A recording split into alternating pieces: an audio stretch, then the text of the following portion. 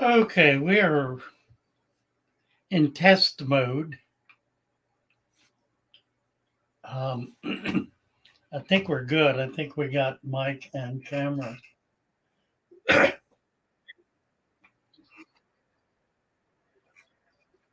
Yeah, I've also got two channels open. There, fix that. Let's see. Popular in Japan. You talking about Tegu? Oh, the fennec fox. Yeah, nice. This mighty might, mighty might, mighty might. Gonna give you a wrench. Get everybody blue here. Juriali Cabrera. Hello, hello. W. West Virginia Hoopy. I had a very good friend who bred fennec fox for years, so I was able to keep one at the shop for a while. Catherine Bison. Bison. Catherine Bison. Yonko, hi there. Yonko. Oh, nice. Crinum. All the crinums are really nice. Excellent. I just got some crinums this week. They're so hard to ship because they just melt. I got them in and they were in such rough shape I couldn't even sell them. Larry Henry, Slausers. I believe they are, as I recall. It's been a while. How are the tiny tanks coming? Well, a little slow on that. I did get water in one of them. So, and the video that just came out shows some of the setup for the tank that'll be featured in 2 weeks, I think. Slausers.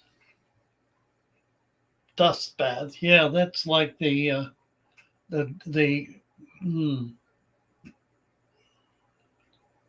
I said it earlier, now I can't think of it. What am I talking about? What was I talking about?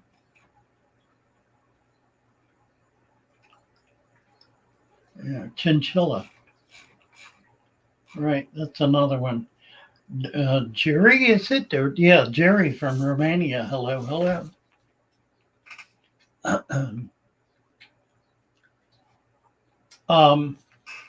Yeah, I am keeping the Father Fish channel. I'm rethinking this a little bit and thinking I probably don't need to go to a second channel. I can do what I want to do on this one. It just depends. We've got an issue with this channel that, on the one hand, we're growing really well, but we're not reaching the numbers of new people that I would like to be able to reach. So that's one of the rationale behind doing a second channel. GR started my first Fatherfish tank. I'll post it on the shoal, GR. We get a lot of feedback that way. Link somewhere below or whatever. We'll get the link in a moment. Salazzo Anthony, hello, hello. Alice B, hello, hello. Nice to see you, Alice. I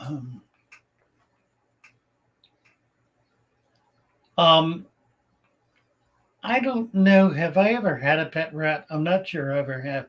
I've had a lot of rats, some of which have been pet material and others have not.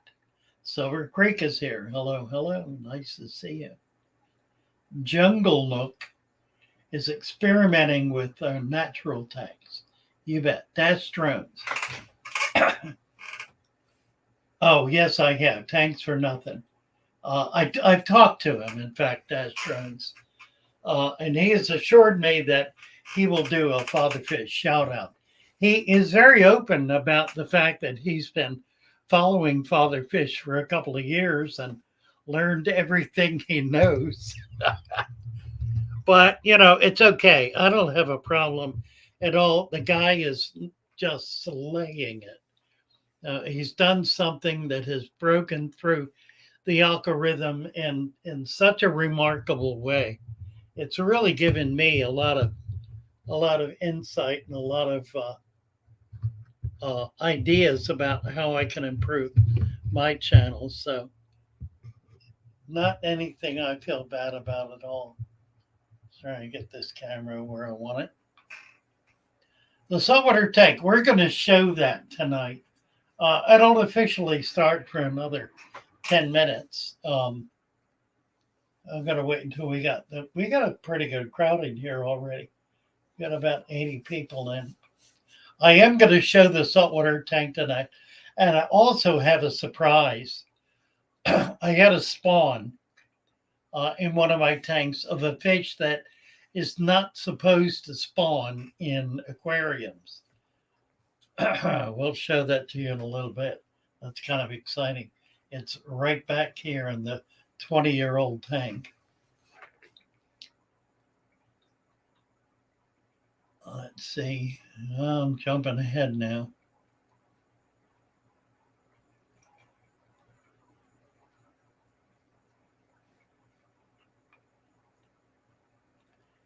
Jerry 86. If that happens, Jerry, just in the future, just add a little more sand. You really don't need to go back in and tear it up. 1 million views. I know. It's amazing, isn't it? Well, of course, he hit the algorithm just right.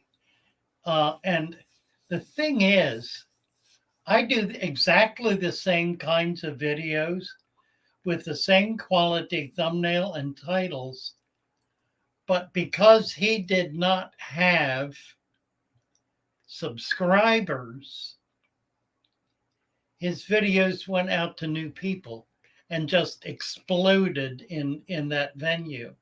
Mine go first to subscribers. And then if enough new people plug in, it'll pick up. I only have, out of the 1,700 videos I've done, I only have one that after 6 months is continuing to expand to the point where within a month it'll be at 1 million views. That's the Don't Clean Your Tank video. It's increasing at 6,000 views a day. And most of those are new people, of course. They're not, they're not subscribers. But that's one out of more than 1,500 videos. One that's performed like that. And I've tried to duplicate it since then, but haven't been able to hit the formula. I think it has to do with how that video ranks against other videos from other YouTubers. And if it ranks high, then it'll be promoted at the top of the list. And that apparently is what has happened with that cleaning your tank video. I don't know. It's so complicated.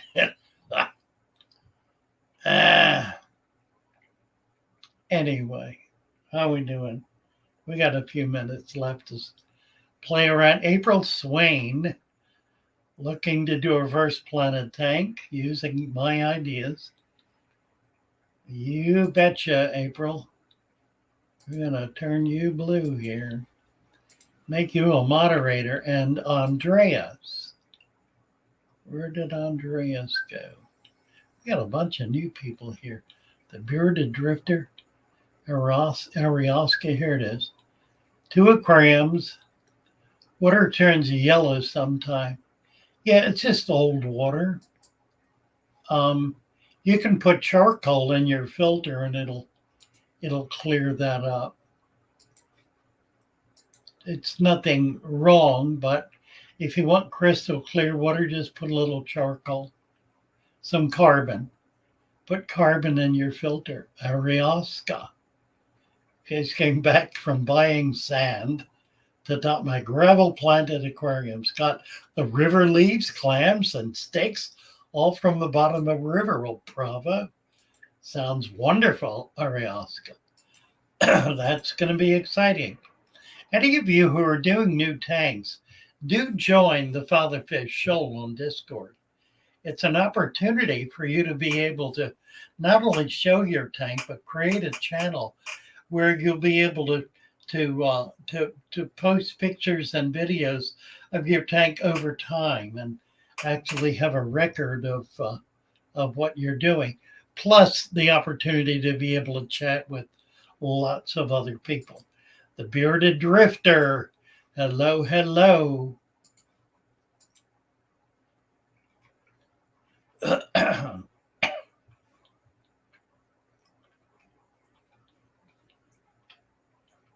Kenny D is there. Kenny, how are you?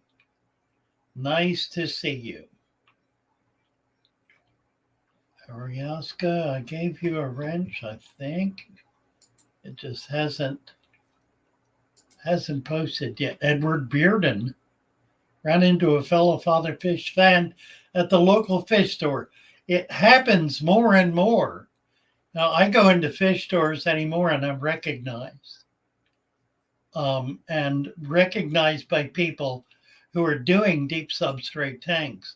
Ex-Amateur Gaming. Good evening. Nice to see you. Top Fin, Scott Campbell. Don't have access to freshwater streams. Would stuff from the beach be okay? Saltwater driftwood. Yeah, it will. And it's not going to have so much salt in it that it'll be a problem. What you might do is anything you collect like that, put it in a tub or a bucket outdoors for a week or two or a month. And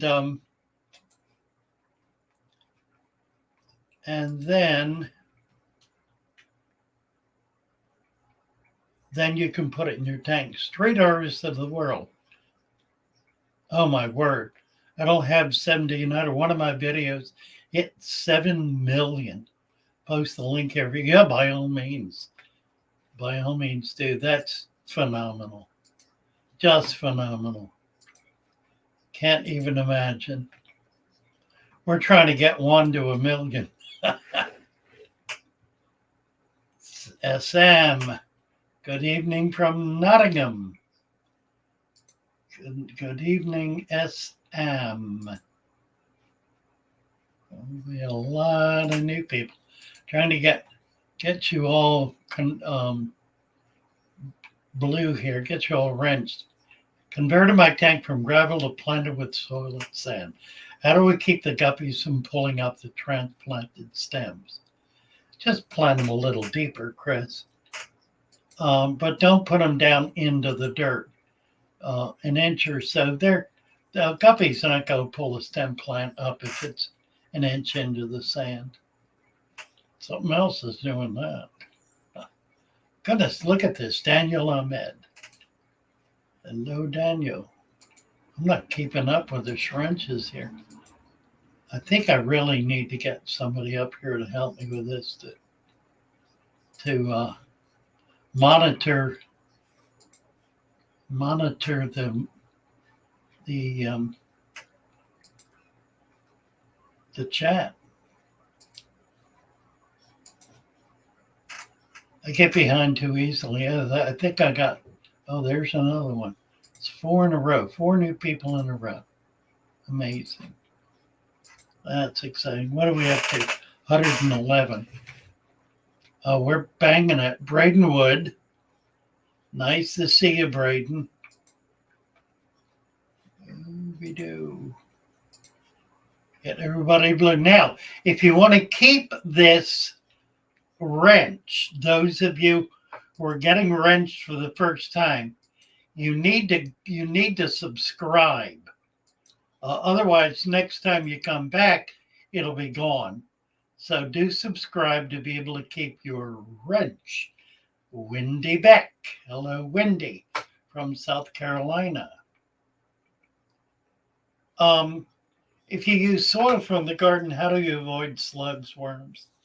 Well, you can screen it through like 1/4-inch mesh. That'll get the worms out and the slugs. Butterfly landing. Sweltering hot Texas. Yeah, it's not the only place that's sweltering. We've had some heat in Maryland, and I know Florida is dying. There's Mama. Tony Bayou Mama set up a new father fish for shrimp and mysteries. Grinchville is here. It's caught alive. Good job, Grinchville. Nice to have you with us. Right. Tell you what, let's do this. So 4 coolie loaches wiggling on the floating plants. Let me show you a few things. Let's see. First of all, I need to put a little bit of food in this tank so I can get these guys up front. Give me a second here to get this together.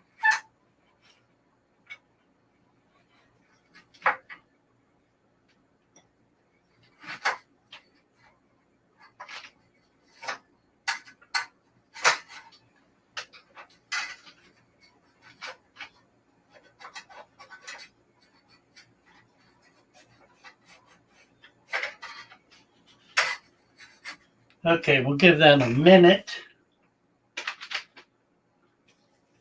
And in the meantime, let me take you over and show you the saltwater tank. So I'm going to take the camera off. Once this camera is off, all bets are off. It does reach, however. So, all right. The saltwater tank was set up about 2 months ago.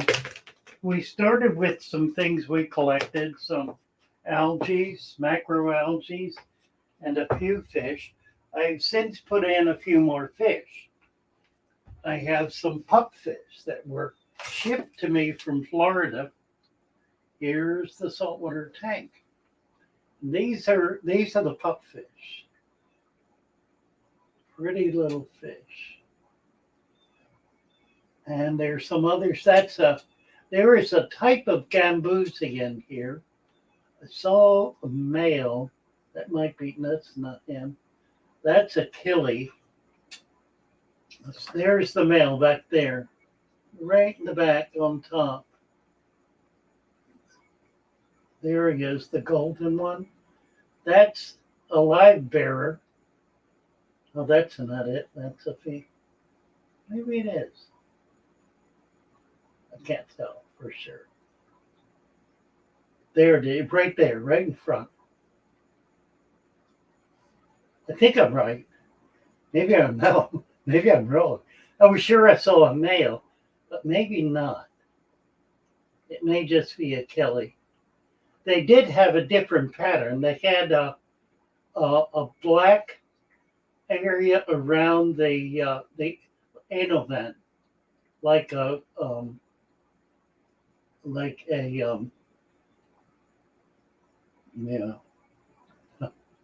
mosquito fish. These little pupfish are so pretty. Look at that. They are so cool. I did put some shrimp in. Not sure they survived. I've seen one or two. I'm not seeing another. But anyway, this is the salt tank. Been set up for 2 months. I've not done a water change. I've added water to it once. And you have a glass cover, so there's not much evaporation. I feed very sparingly and occasionally. Here's some periwinkles that I collected locally that are doing real well in the tank. I've taken out a bunch of the the algae because it was just too thick. And look forward to getting some plants. I did find a place finally around Blackwater Preserve where I think I can get plants. So there it is, looking pretty good. I have two power heads in here, one on each side that are creating current. So that's primarily how this is staying alive. It has a pretty good amount of current going in it. But the fish are all real healthy. They look very, very good. Gambusi is what I was thinking about earlier. I don't see what I was looking at before, the funny looking females with a black patch on them. They may not have made it. I don't know. Or I could be wrong. I've been wrong before.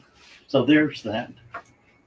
Now I want to show you, if we can get over there, show you something else that I'm really excited about.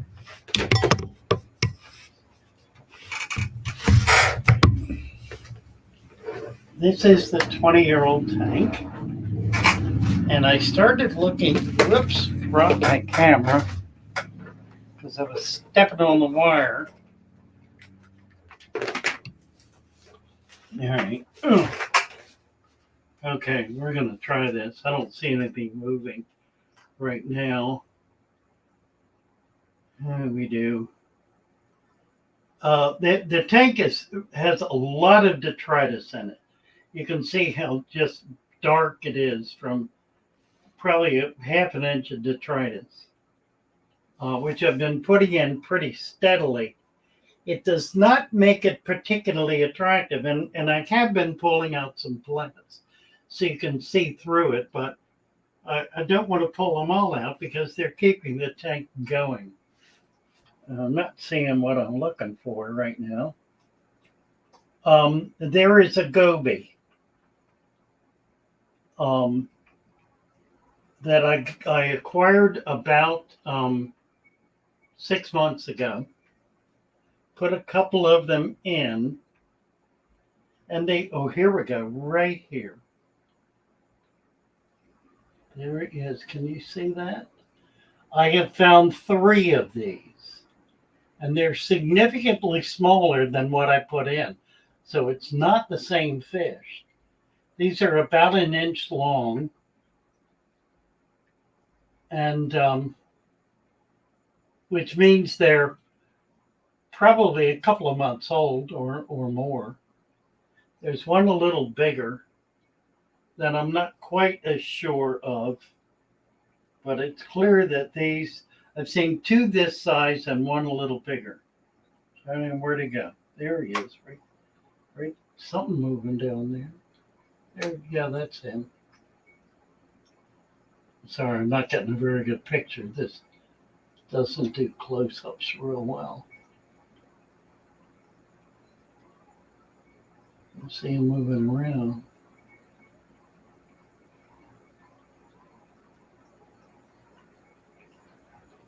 Let's see if there's another one out. They've been hanging right here in front.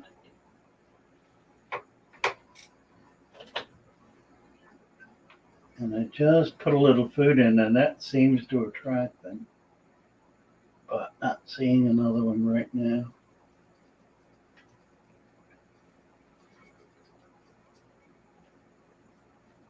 I have about 6 different species of fish in here.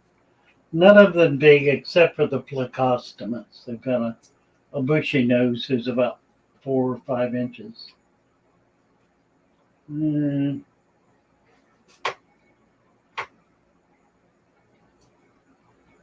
We'll put a little more food in. Maybe we can get them to come out a little later. We can try that again. All right, let's see if we can get this thing set up again.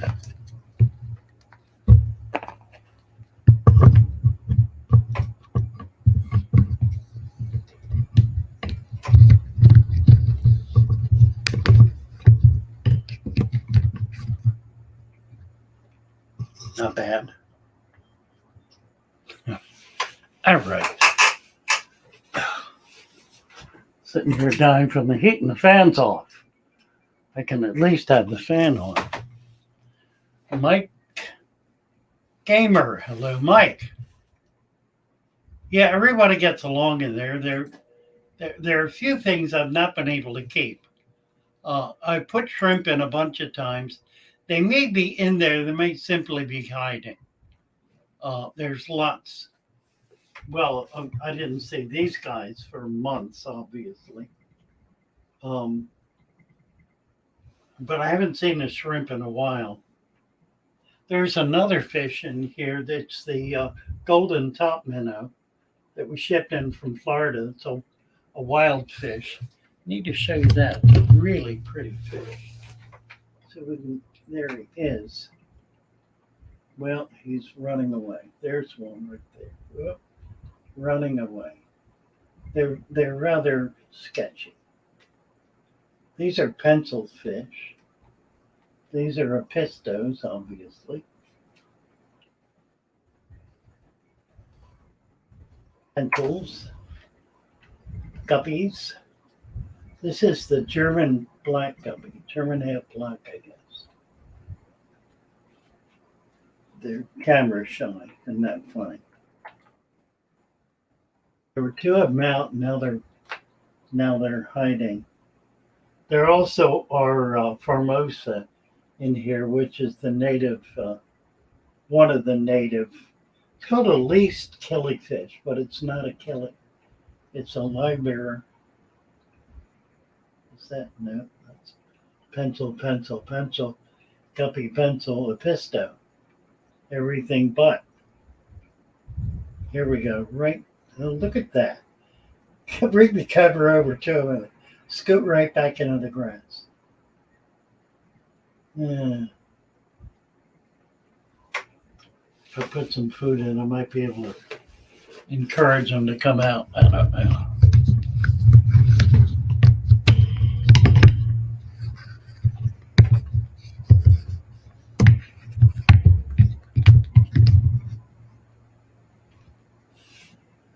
Whew.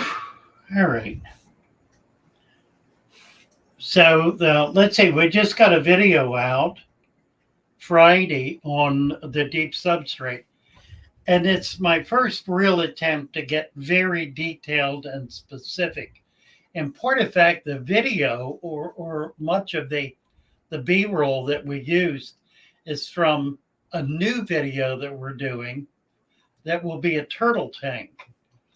We got a little water into it today. That'll be out probably in 2 weeks. I have a couple of musk turtles that are going in it initially, and I will get some other turtles as well. So we'll have 3 or 4 small turtles in there.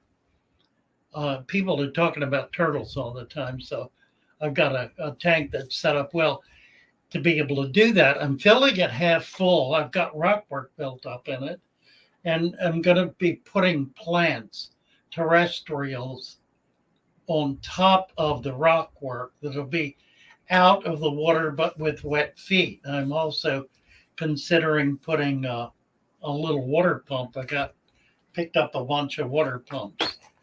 So I'm going to try to do that too. It'll be a really cool, interesting tank. I think the plant I'm going to have will be primarily Java fern. I'm just going to fill the base with Java fern.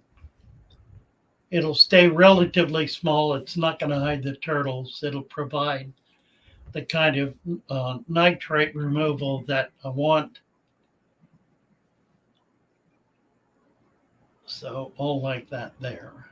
Let's see what else is going on here. Eastern painted. Yeah, I might do a painted. The problem with the painted, of course, is they get huge. Mulsa and driftwood Congos. Yeah.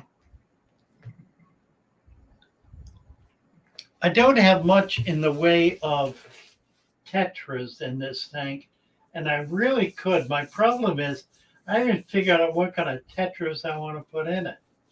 I mean, every time I think about tetras, I think about cardinals.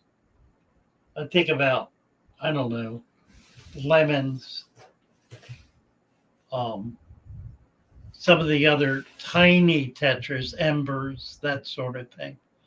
But I just haven't done it yet. So, Doomsday is new. We'll give you a wrench. Mercy, we're up to 140 viewers right now. That's pretty exciting. All got plants a while back and doing pretty well. Wonderful.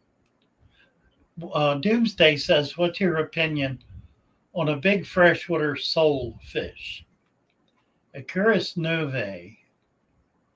Do you think they would disturb the plantscape and natural habitat? I think it's very unlikely. A sole is it's a lurking predator. What he might do is land on top of the plants. So you need to be somewhat careful about how you plant. What I would recommend would be have a good sized open area for them, and then plant larger plants like Amazon swords, other large sturdy plants that are not going to be bullied about quite so easily. Let's get a picture of this Acura, see what it's talking about.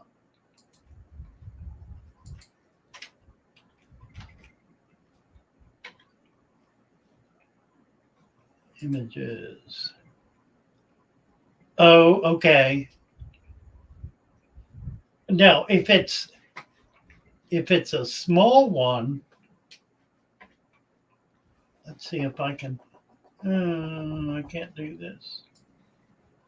How am I going to do this? Let's see.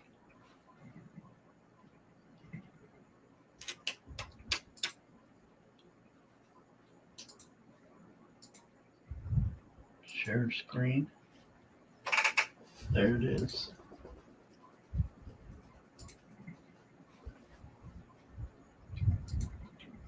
So if they're small, it won't matter. That'll be easy. Like if it's this size. The what we call hog chokers in Florida are pretty tiny when they come in. They're caught in fresh water and they gravitate down into salt water to grow out, then come back up into fresh water. They only get 4 to 5 inches. They don't get real big. So something like that would work fine. If it's a big sole, that'll be a different kind of problem. Let's see if I can get rid of this now and get back where I want to go.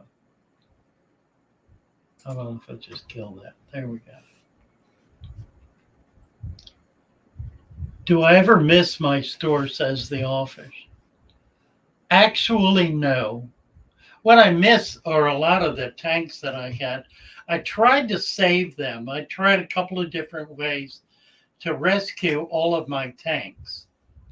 And both of the things that I tried, which involved getting involved with other organizations that had the facility to be able to house the tanks, both of them fell through, which was very disappointing to me because I had some world-class tanks in there.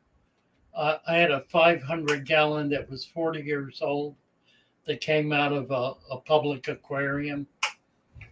I had a 4-foot, 200-gallon acrylic tank that was 3 foot tall. Amazing tank. And plus a lot of metal frame slate bottom tanks. I even had a 75 metal frame slate bottom, and I just had no way to keep them all. I kept a lot of things in storage, some of which was not worth putting in storage, but saved only maybe a dozen tanks. When I moved up here to Maryland, I realized it really didn't matter because the area I'm in, moving north, is a center for the hobby. So if I reach a position where I'm going to need a lot of big tanks. I really won't have any trouble getting them at all. There will be plenty available. So not really worried about that. Let me put a little more food in this tank and see if we can't get these guys to show up.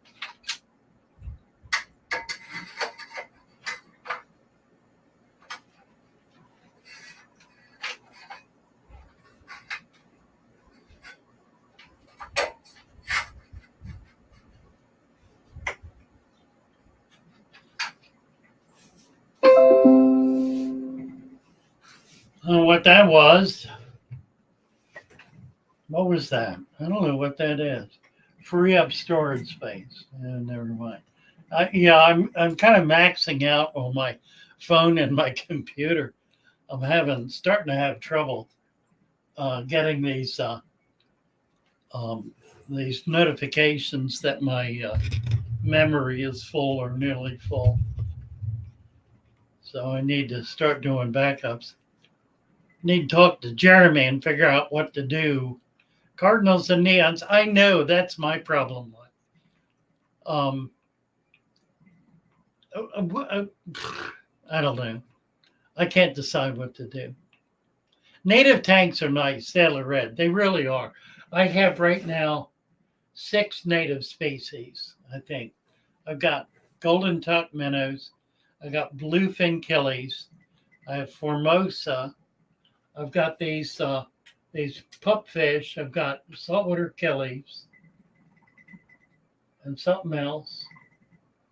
1, 2, 3, 4. I don't know. I think I had 4. I did. I mentioned all 4. Plus 1 is 5. And there may be 1 or 2 other saltwater things. So maybe 6 or 7. Right now, the saltwater is 100% native. It's everything in it is native. And it's more brackish than salt, truthfully. I haven't measured it, but it's probably around 20 or so, as opposed to 25.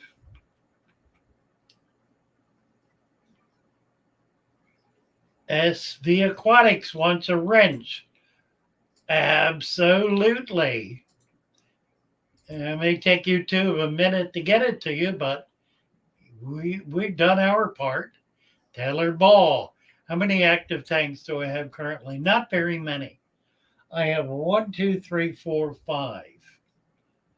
6, I guess. And I've got about 1, 2, 6, 8, 10, about 10 outdoor tubs. And I'm in a tiny little cottage, so to be able to expand much beyond this, I really need to get moved. And I'm trying to put something together that'll make it possible for me to do that.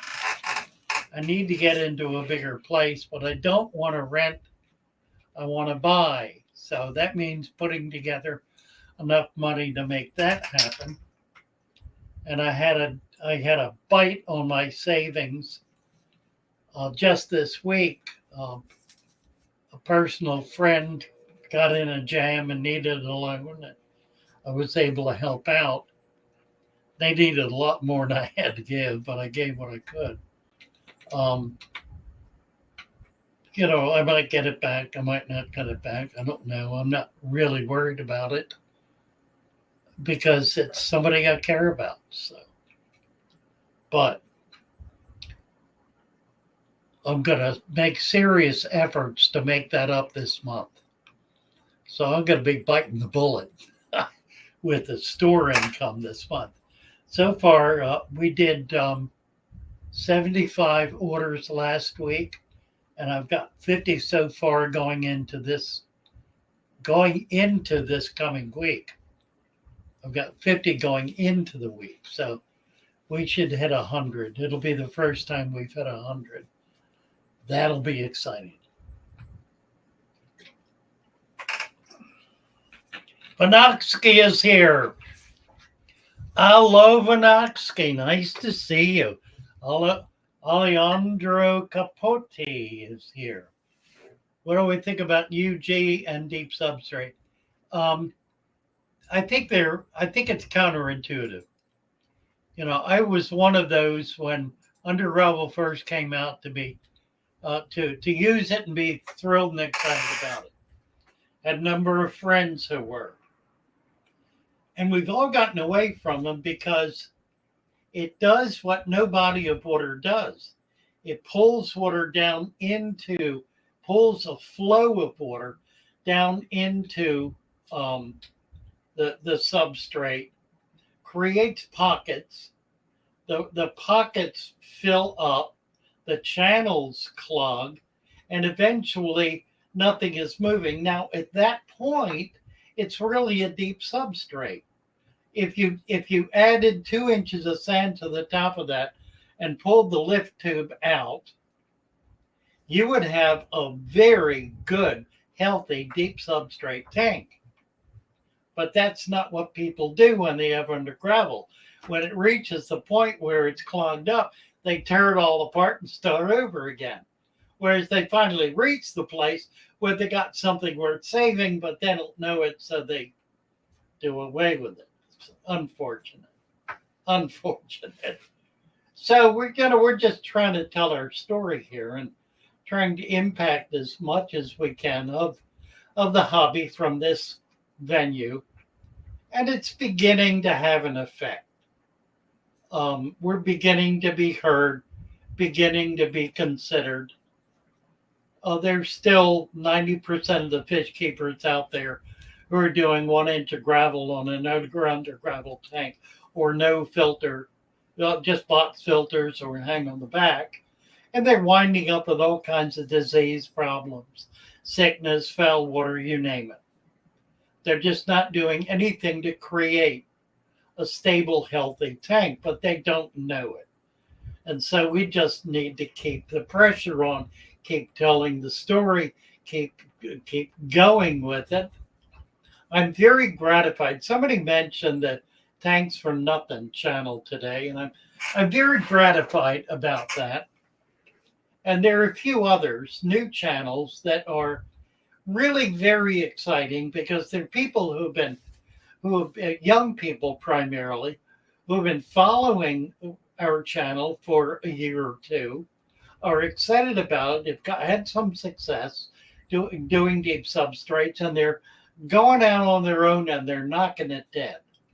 And that does an enormous amount to spread the word about dirt at deep substrates. So I have no hard feelings about it at all. I'm excited for them, thrilled about it, and frankly, it's bringing viewers to Father Fish. Because once somebody looks at those videos, they begin looking for more information about a deep substrate, and we're the home base. They all wind up here. Anybody looking over what these guys are doing is triggering interest, and it all flows back in. So we've seen that. We've reached now to the point where we're doing 1 million views a month on the Father Fish channel. We reached 1.1 million just the other day. So we're growing. We're growing really substantially. The shorts are a big help. Our editor Karan is doing an amazing piece of work with the shorts. We do 3 to 4 of them a week, 1 a day, and they're all getting 20, 30, 40,000 and more views. And all of those, virtually all of those, are new people seeing them for the first time. So if they take an interest, they look for a deep substrate, dirted tank, whatever, they find us, they see the link, they come in, and as a result, our subscriber base has now hit 62,000. We look to be at 100,000, by the end of the year. So it's all looking real good.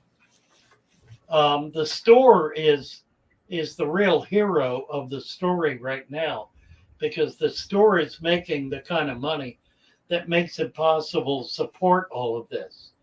There are paid staff people doing this. I'm not doing it all by myself. I have 4 people working who I'm paying not what they're worth, but what I can afford.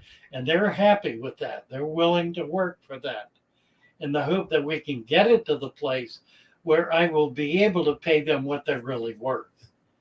But it's enormously exciting, actually. Enormously exciting. So I'm not at all being overwhelmed by it. The help that I'm getting is taking over real sections of the business and doing it effectively that I would not have the time or effort or ability to be able to do. And if you've seen what's happening on the videos, you know exactly what I mean.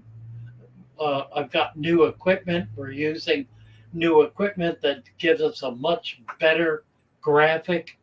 And the editor we have was located in central India, in the wealthiest state in India. And has been wanting to build this kind of business. We're one of his first clients and thrilled to be there. He's absolutely amazing, doing brilliant stuff for us and really helping us grow in some very substantial ways. So I feel like we're really blessed. We've got good people involved, more people coming on all the time. The Discord server, the Fatherfish Shoal, is probably the best source of support that I've ever had.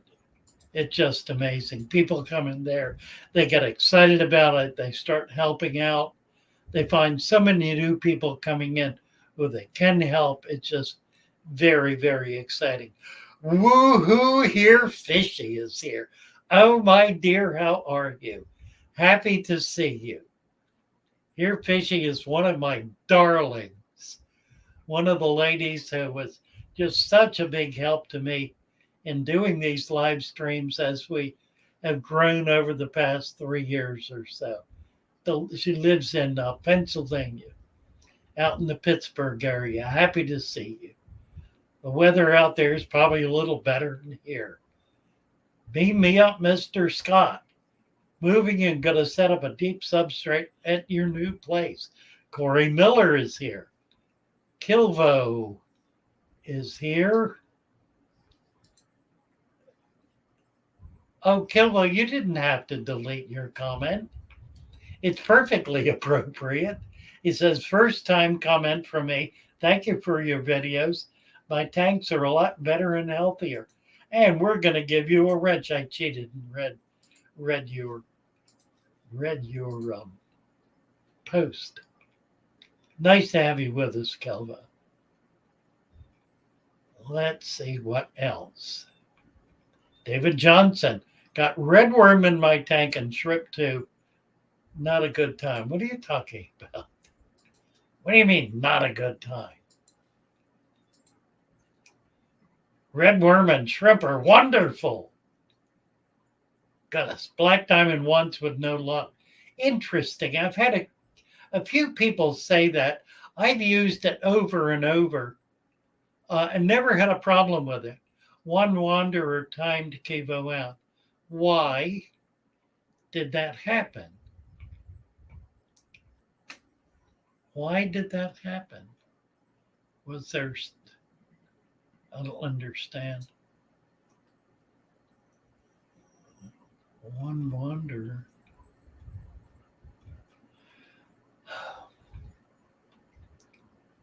Okay, where is one wanderer?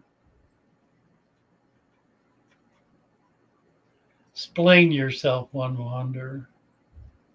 Was that a mistake? Mistakes do happen. You are not held to blame for honest mistakes the first time. Don Nolan, love your channel. New to fish shrimp keeping, got a heavily planted 5-gallon desktop, thriving from your advice. Bravo. You know, I don't see one wander.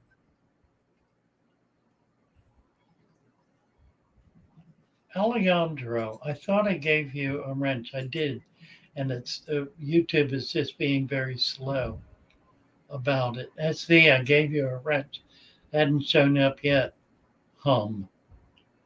Nikki and Snog, getting in a lot of cichlid. Will it thrive in a 45? You bet it will. You bet it will. It'll be just fine. Well, let me get to the bottom here and see, maybe I can learn something. Calvin Gibson, does the deep substrate leach and color the water? Not if you have adequate sand. You need a minimum of 2 inches of sand. And if your dirt layer is a little deep, you may need more sand than that. You need twice as much sand as there is soil. And if it does start to leach, add a little more sand. And that will solve the problem. Kilvo was timed out on your comment. Well, let's hope that doesn't happen again, Kilvo. Glad to have you back.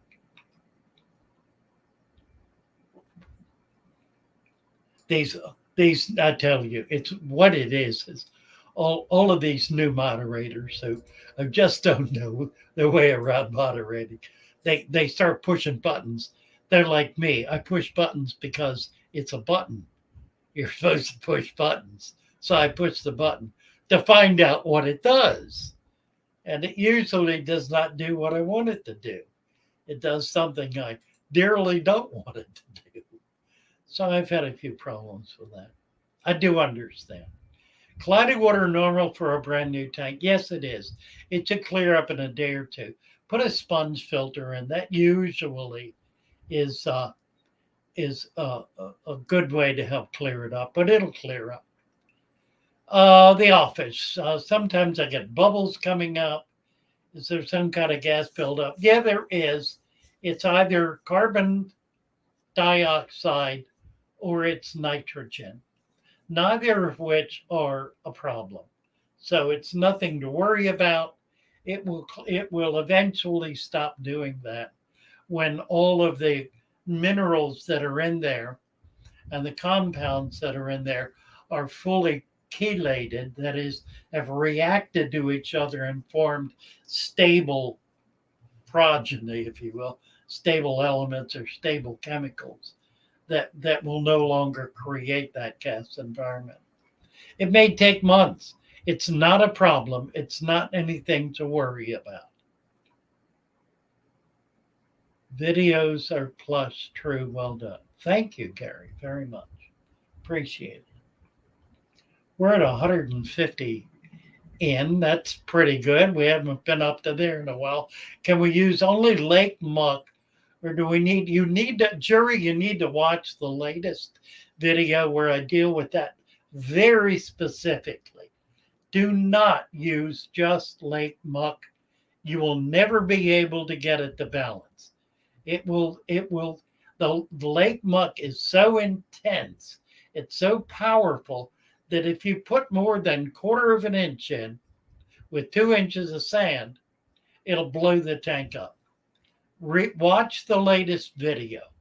It deals with this issue in detail, explains exactly how much to use, how to use it, and why to use it. It's so important to keep up on these videos. And we're doing videos now that are intended to fill in a lot of gaps. They're intended to update things that we've been saying for a long period of time, to bring newer insights into it, to try to overcome some of the mistakes that we've made in the past. So do keep up on the new videos. We're only doing one a week, but they're important. They're important to understand what this deep substrate is really all about, what a natural tank is about, and how to do some of the things we all want to do. The next video is going to be on aquascaping, and we're be interviewing a woman who has been doing aquascaping with the deep substrate since we started. She's one of our own. She lives in Holland and does spectacular aquariums. That's Tisha. Tisha will be with us for our next video, which will be coming out next Friday. So look for that. Right, what else? Too much clay. Yeah, clay is a problem. What's he referring to? Can I use play sand on top aqua soil? Here's a way to do it. You can do it. You can use play sand. You can also use cement paver sand. The way to do it is lay your soil down, your dirt layer 1 inch down, and then put the sand on top of it dry, 2 inches dry. Then you can fill the tank with water very carefully. If you will cover the sand with a plastic bag or a plate or something so that water does not splash into the sand. If you will do that, you'll get a little bit of sedimentation, a little bit of cloudiness. If you put a sponge filter in it, it'll clear it up and it will be fine. The only issue is you run the risk of it causing your tank water to be discolored. If it is clay and the clay has a lot of iron, it's going to turn it yellow to red. If there are material in it that cause tannins, it will turn the water a dark brown. So I've done it. I've done it with the paver sand, and I've done it with the play sand.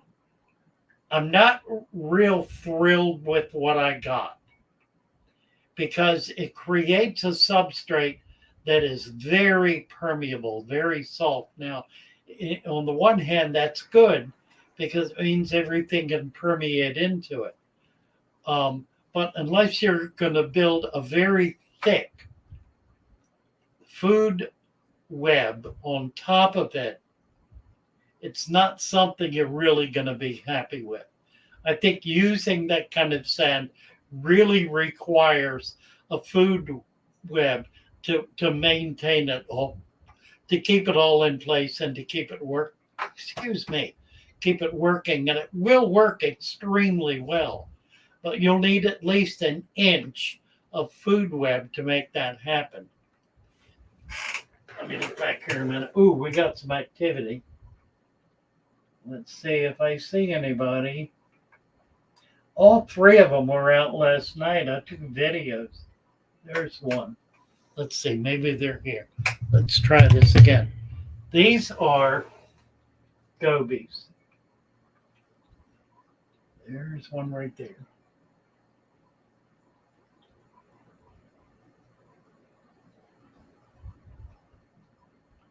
It's probably the same one we saw. Should be more.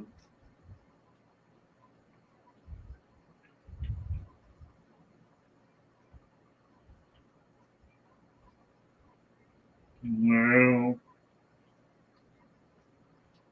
there's the second one right there. Oh, there he went. They're tiny. There's 2. There's 2.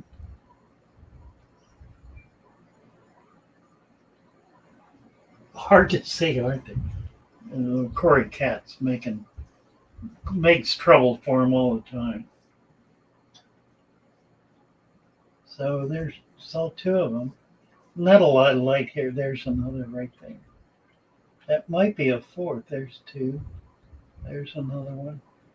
You know what? I think I've seen 4 now. Wow. Wow. Pretty impressive. Pretty impressive. These are fish that are not supposed to breed in fresh water. I think my water is hard enough to be able to provide the environment for the eggs to hatch. Whoops.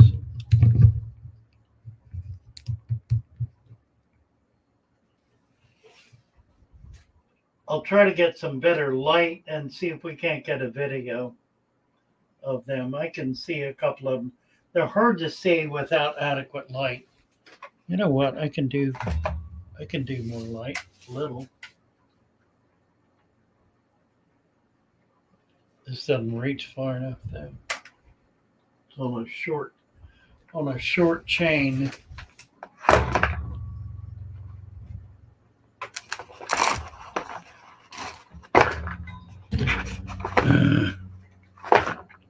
Honestly.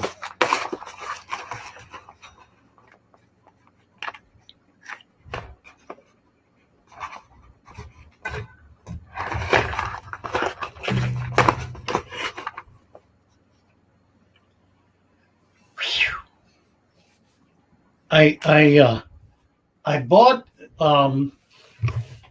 studio equipment this week. I haven't taken it out of the box yet, but I've got studio lighting on real stands, and I've got backdrop material and so forth. So if we can get a little time to put that together, we should be able to solve some of this studio trouble we're having. Yeah, right. Animal Kingdom at Home has just given us 200, whatever that is. What is that? It's some squiggly figure with, somebody tell me what that is. There it is right there.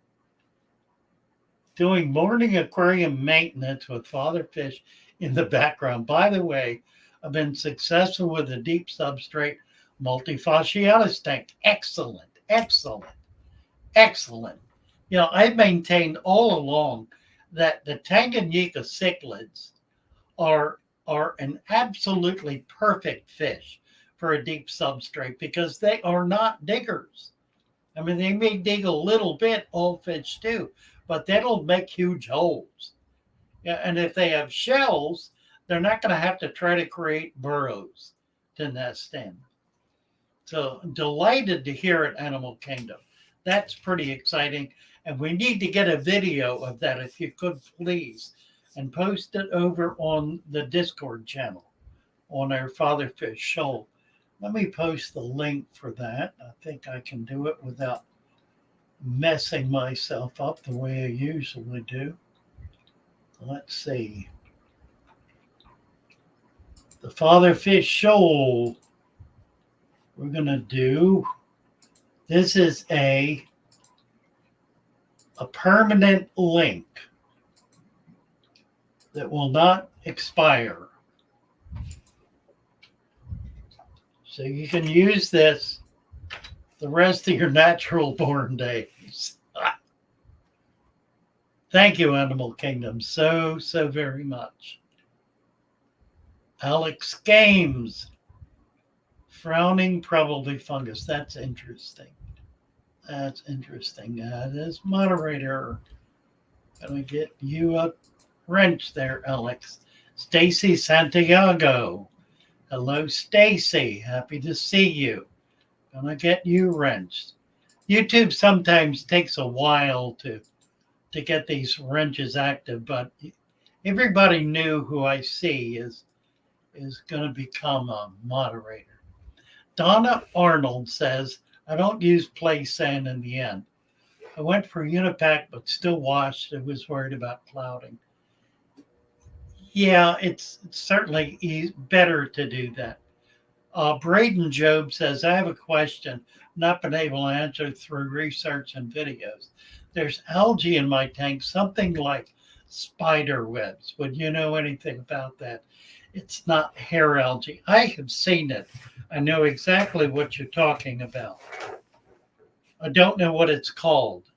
I think it's referred to as spider web algae or web algae. My hunch is that it's not going to be either invasive or significantly destructive. Now, if it gets that way, I'll want to know about it. If you could also try to post do a little video clip of it so we can look at it and try to get more information about it. It's not common. It's a very uncommon form of algae. But then there are lots of uncommon forms of algae. And it may be one, in fact, that's desirable. Many are. So yeah, do try to get a link posted on the Fatherfish Shoal, and we'll take a look at it and see if we can work out something about it. The office asked why I moved to Maryland.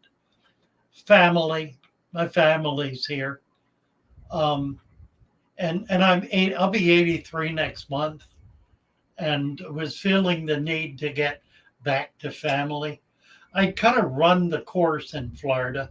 The only thing that really kept me there for the last 10 years or so was the shop. I would have been up here earlier had I not been running the shop in Florida. But once I closed that down, there was really nothing to keep me there. I'd done all the collecting that I cared to do. Learned all that I could about it. Mr. Beast, has he been timed out? He says, please say hi, Grandpa. Hi, Grandpa. I don't know why this is happening. Why was Mr. Beast, why was his comment shut down?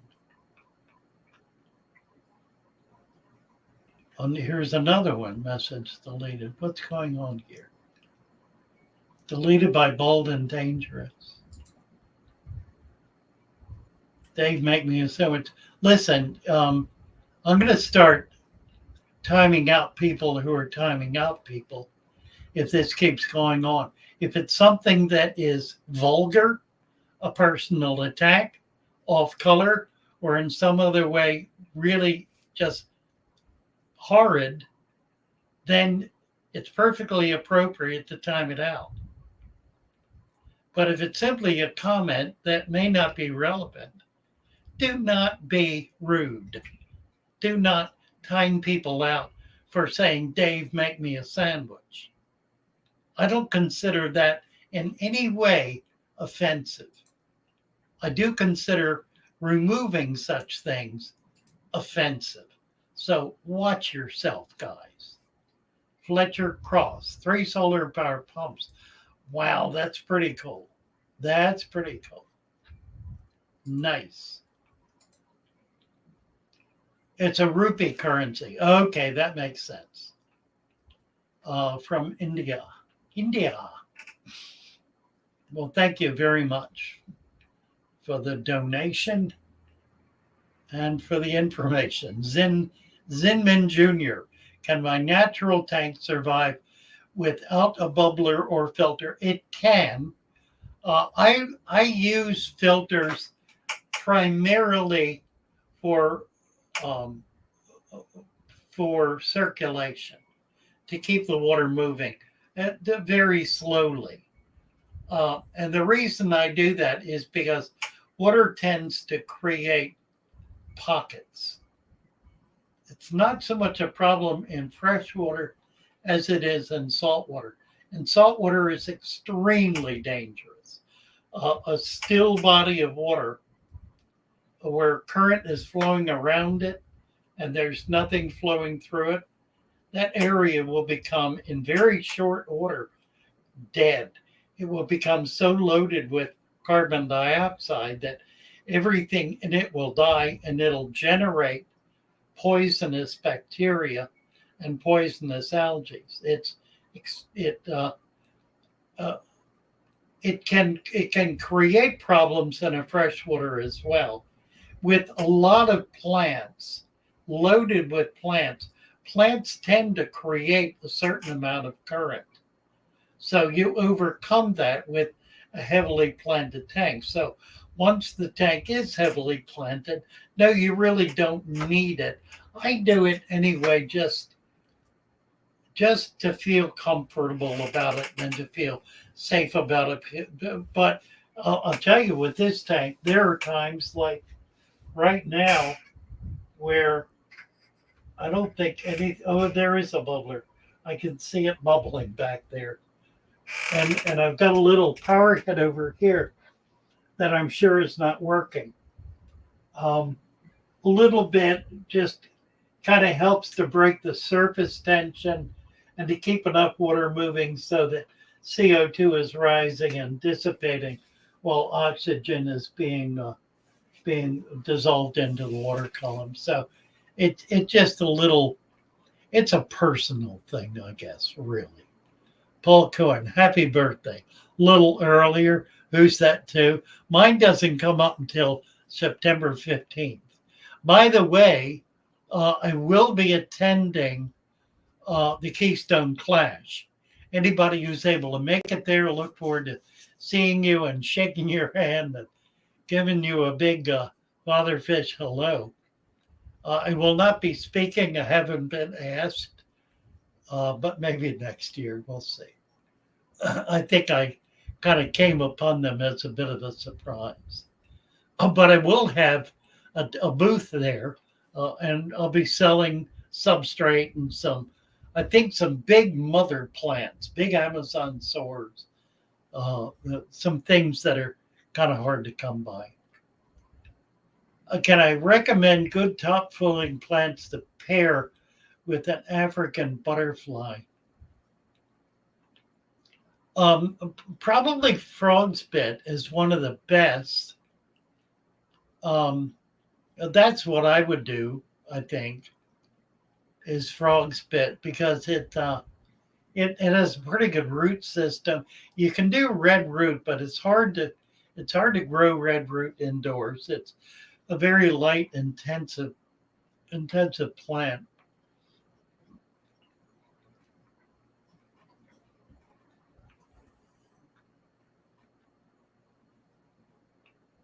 Oh, Zen Man purchased a batch of plants and has them in his pool. Bravo.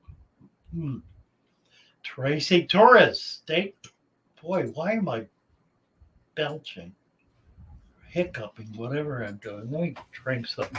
I knew why, because I've been drinking this tonic water that has bubbles in it.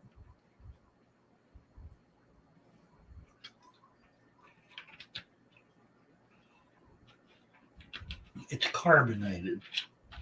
Not the best thing to drink to overcome hiccuping.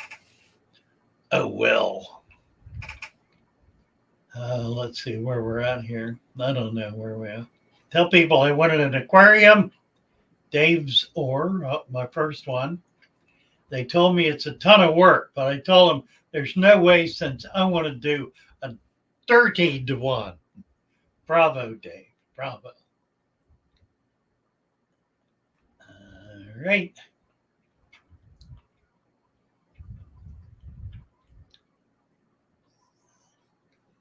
Oh, the Allfish is keeping some different kinds of apistos. Yes, they will crossbreed. They absolutely will. There are some variations of the regional variations, but a lot of the unusual apistos we see have been selectively bred for color primarily. So, yeah, they will all breed with each other. Jury 86. The same hopes, rare water changes. The best way to start with the rare water changes is to make rare water changes. Don't feel like you got to do a water change day 2 or 3 or 4. You don't. Leave it alone. Let it settle out. Let it figure itself out. Let it get resolved. Don't panic. Don't freak out. Don't try to do something. Don't feel like you have to do something. You don't have to do anything. In fact, the less you do, the better. Do nothing is a very good rule when setting up one of these tanks. Be like the Ents. The Ents are ancient mobile trees that move very slowly. Be like that. Sit down, fold your hands, and observe. Don't panic. Don't feel like, oh no! Let it go.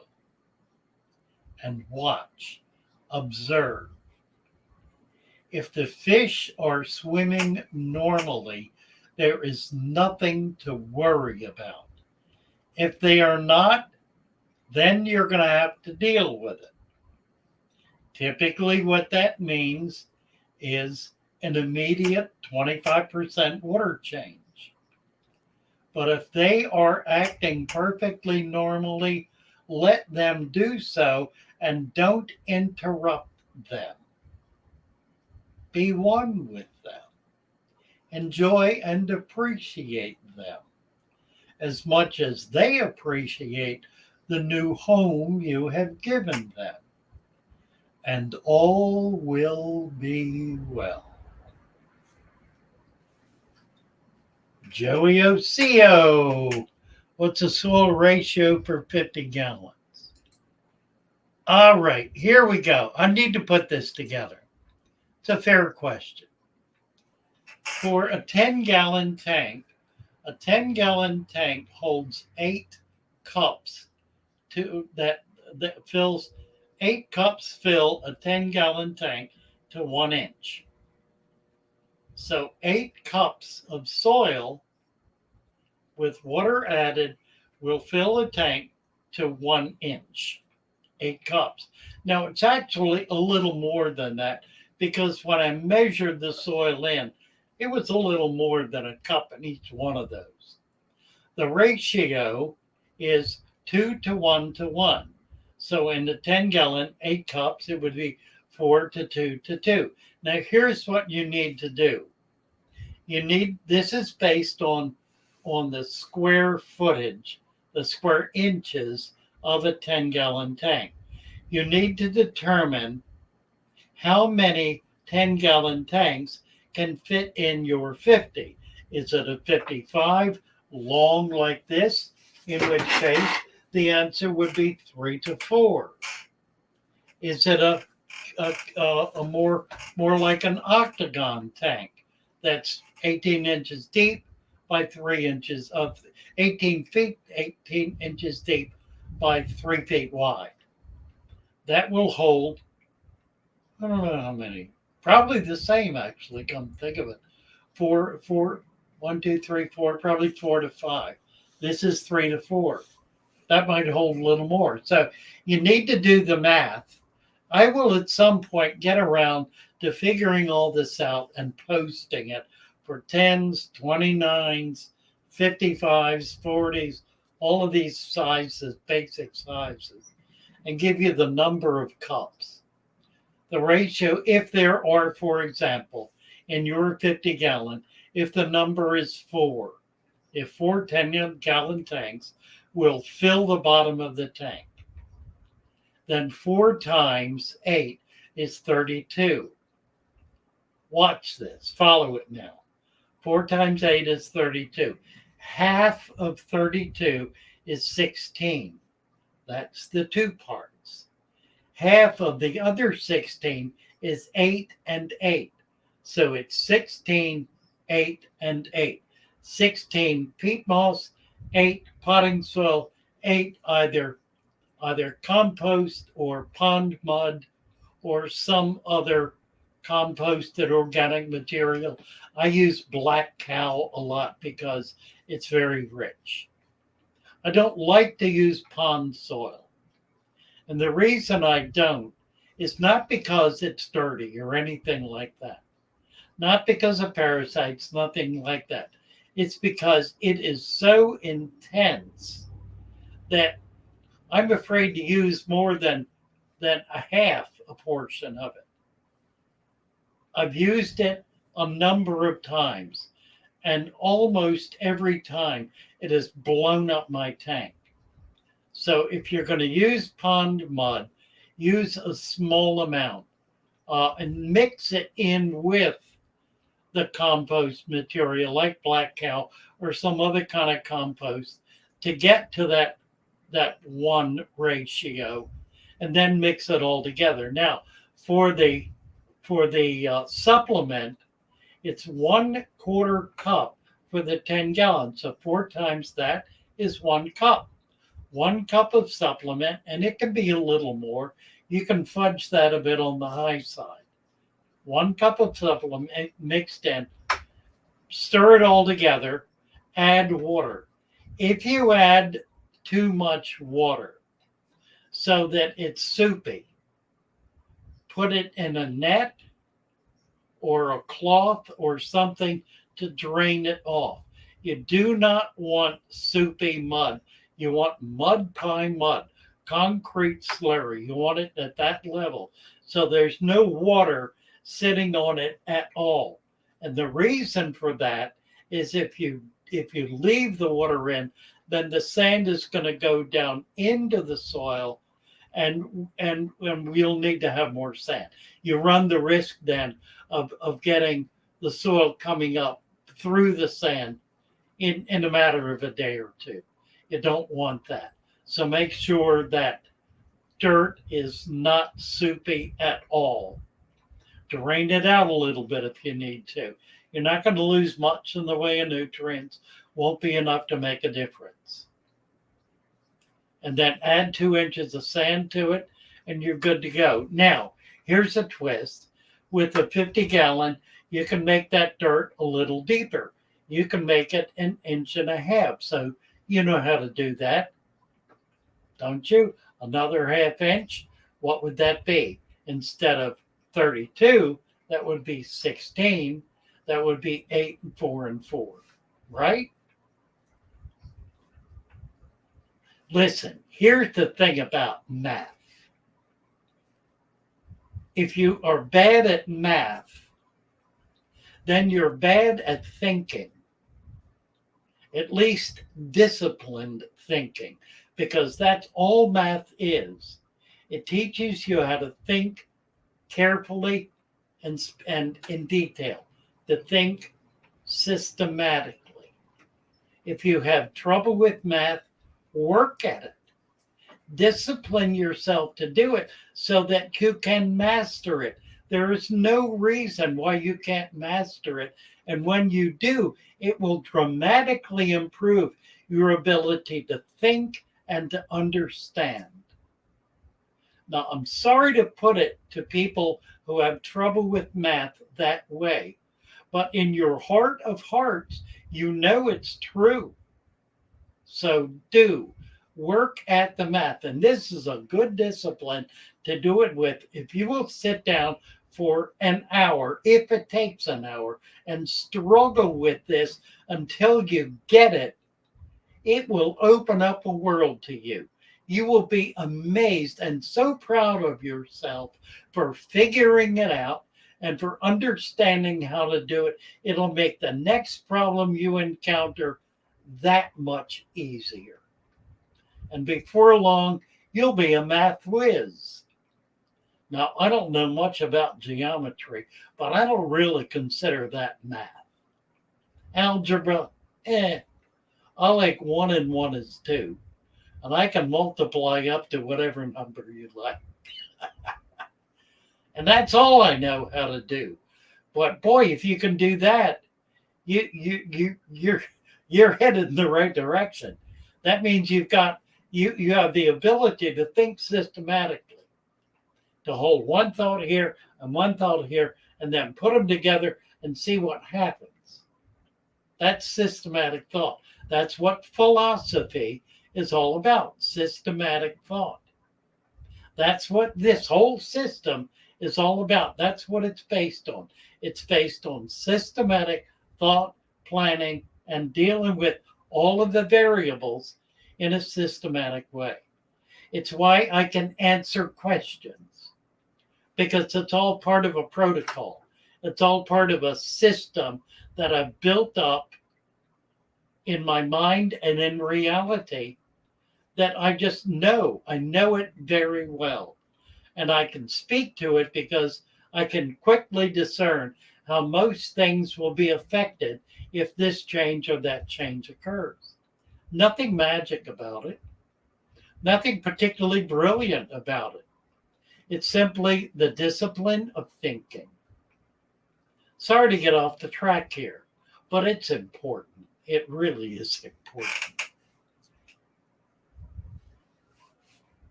Gone to your site to purchase plants, Catherine. Bravo, Catherine. Oh, they're wonderful. And we have got the shipping on this thing nailed down. You're getting plants 3 days from the day they were collected from the pond. And they're coming in beautiful condition, just as fresh and new as they can be. All right. Can I have gravel under my soil? Under the soil, keep it from my. Oh, it won't. Yeah, don't worry about it. It's not going to migrate up. I understand what you're saying, but it ain't going to happen. It's due date, and it would take years. It's not going to happen. And if it happens, it'll be so slow you won't even notice it. 5 to 10 years minimum.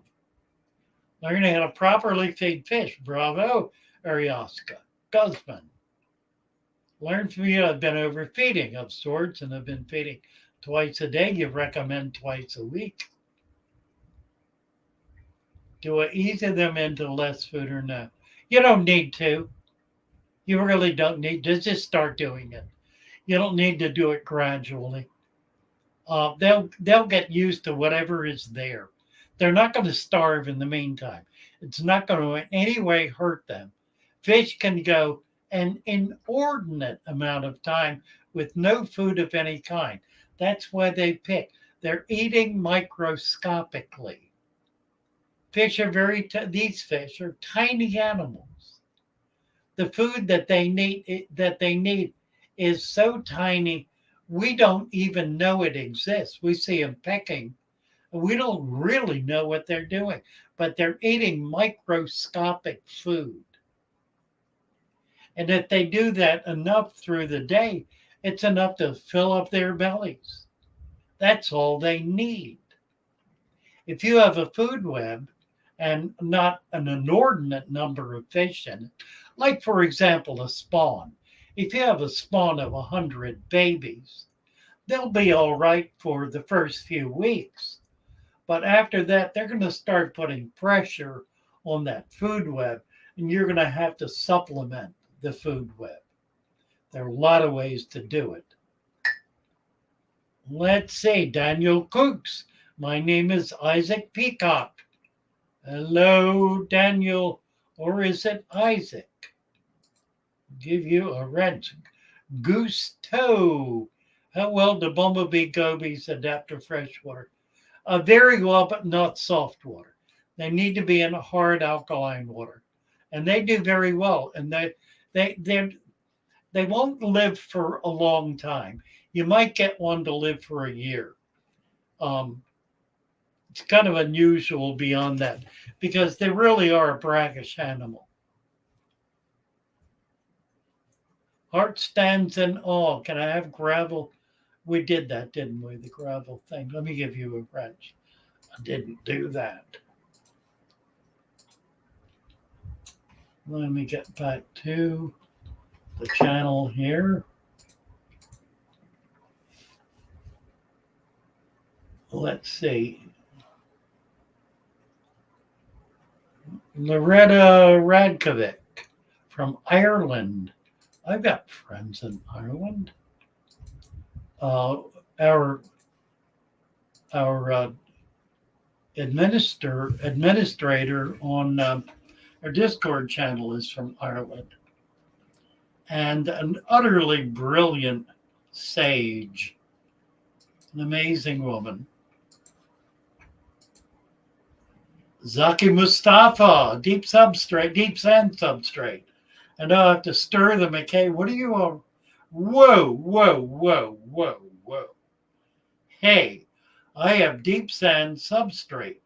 I know I have to stir them occasionally, but there are already root tabs in there and it will color the water orange.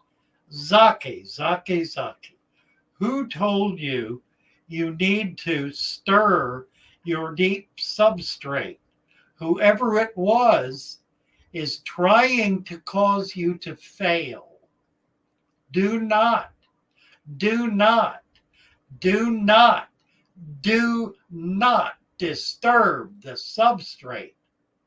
You can put plants in it. You may not stir it up.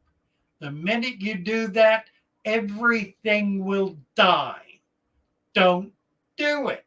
There is no reason to, no justification for it. It is an act of sabotage and suicide. Don't do it, Zaki. Hope you got the message. Paul Cohen, purchase the leaf culture, put it in 3 jars. Excellent. Do we need other stuff? You could be adding more leaves to it. Now, here's the next step. Once you have established some culture in a resurrection jar, then set up a small tank, a bucket, a tub, a shoebox, anything with more surface area. Put some plants in it. Floaters are fine. Put some leaves in it, dry leaves, and then begin taking out some of what you want to culture. Do it with an eyedropper or with a turkey baster and try to get one species. It can be hard to do. Go for the bigger ones first, the bigger species. Get them out and put them in that in that tank. You'll have enough food in there for them to be able to begin establishing a colony. That will give you the volume of food you need in order to be able to feed your fish. So it takes a little discipline, but it's not hard to do. A shoebox is a perfect size. And you can have half a dozen shoeboxes just stacked up. That'll even need light particularly, although it won't hurt to give them light. Stack them up, put leaves in there, just dry leaves. You want to maintain as much as possible a pure culture. So you don't want to put a whole lump of culture from your jar or from the wild into there, or you'll have everything growing in it. The idea is to create a culture, meaning to create a specific species that will develop in such numbers that you will then be able to use that as food for your fish. Do that with 2 or 3 different species. You'll be amazed how easy it is, how simple it is, and with that a very fine mesh net, you'll be able to dip them out or use the turkey baster to be able to feed your fish. It's a wonderful way to do it. It works perfectly effectively, not hard to do. Scud and blackworm culture, Food Web is working well so far, says H.R.O. Ogther. H.R.O. Paul Cohen. We did Paul. Here we go. 3G. 3G, thank you so much. Mr. Beast. Ban Mr. Beast. Is he back? I haven't seen him. Give me a timestamp, somebody. Let me see if I can get my timestamps on. I don't have them on.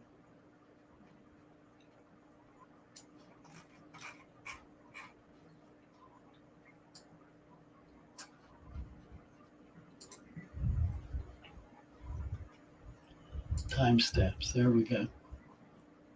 Okay, let me get back.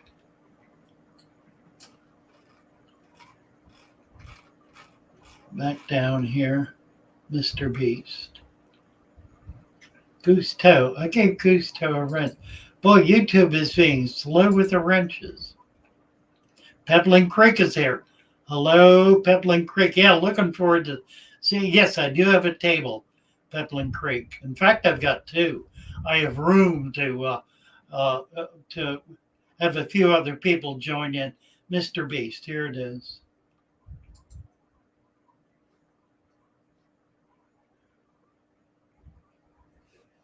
Oh, what? I don't get it.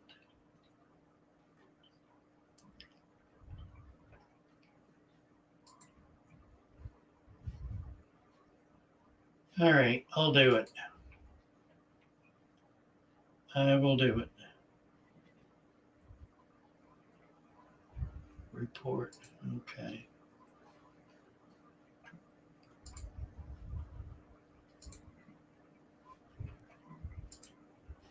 All right. Mr. Beast is gone.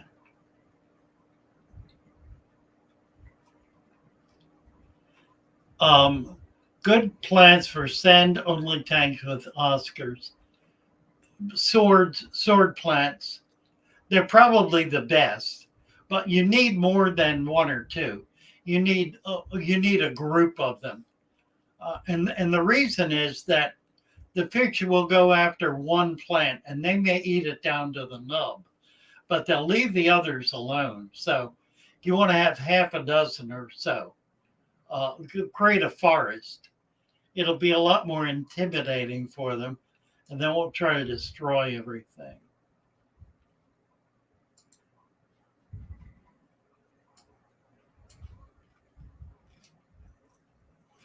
Why am I not moving here?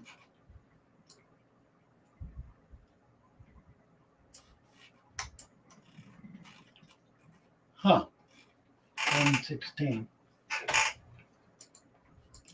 I can't get my scroll working. Why is that?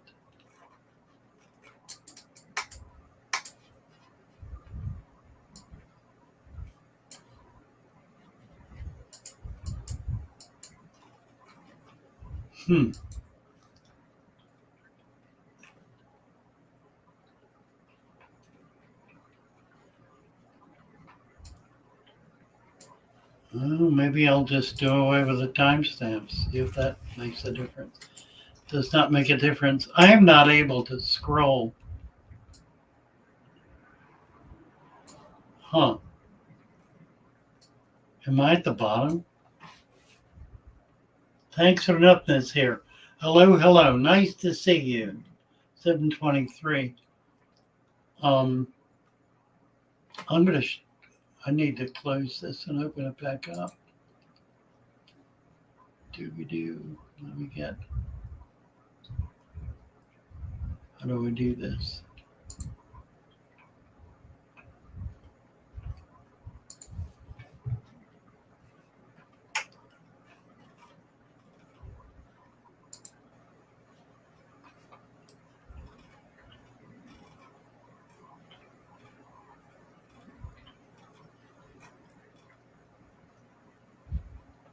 Well, I banned Mr. Beast, so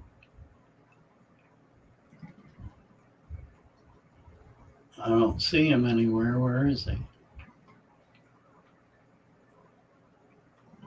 J Dasher.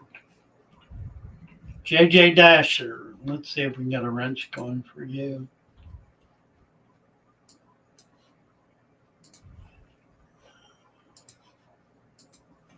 My question is about the $59 stem assort in the store, starting at 10 gallon. Seems like that large an assortment would be overkill. It's not. You can put all of those plants in a 10-gallon tank, and it will be really about what it needs. It may sound like a lot. 15 plants may sound like a lot, or 15 bunches, but it's really not. Put them all in. Just do it. You'll be pleased you did. Thanks for nothing. Anyone got any experience keeping frogs? Working on a paludarium with wild collected moss and a deep substrate? The key is food. And depending on the size of the frog, you need either something small like termites or crickets. You can buy tiny crickets. What are they called? I don't remember.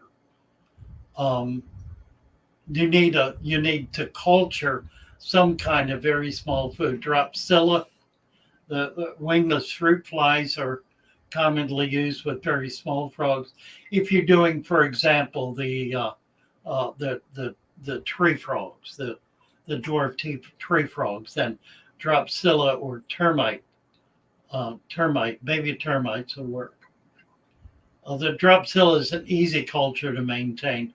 That works pretty well. You can also culture crickets or other kinds of things. So to work on it that way, you'll be able to get where you need. Lives in an aquarium for a week. Slaughter said Mr. Beast. I think you're right. Frowning Fawn. I can stop scrolling up to name to timeout.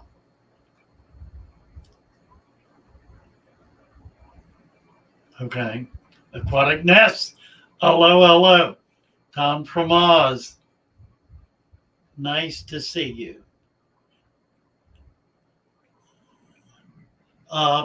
Thanks for nothing. Where are you? I haven't looked at your channel for a few days. What's your subscription number now? Your subscriber number? Last I looked, I think it was 72. I just hit 62. I'm never gonna catch you. It's it's hopeless. I'm so proud of you. I can squeal. It's just absolutely amazing what you've been able to do. Very, very impressive. Ronaldo. And I'll tell you what's happening, thanks to you and some of the other new guys who are tearing it up. I'm getting more views than ever because people get excited about what you're doing. They look for dirted tank or deep substrate. And guess what? Father Fish pops up and they come visit. So it's doing me a world of good. And I deeply appreciate it. Thank you so much. What's good for you is good for me. Getting dirt from a running creek. It's the same problem. What I would recommend, here's what I would recommend. If you want to use just creek material, then dig if it's a sand bed and a fairly deep one, 6 inches or more, dig the top 1 to 2 inches. If it's moving rapidly, that'll be pretty clean.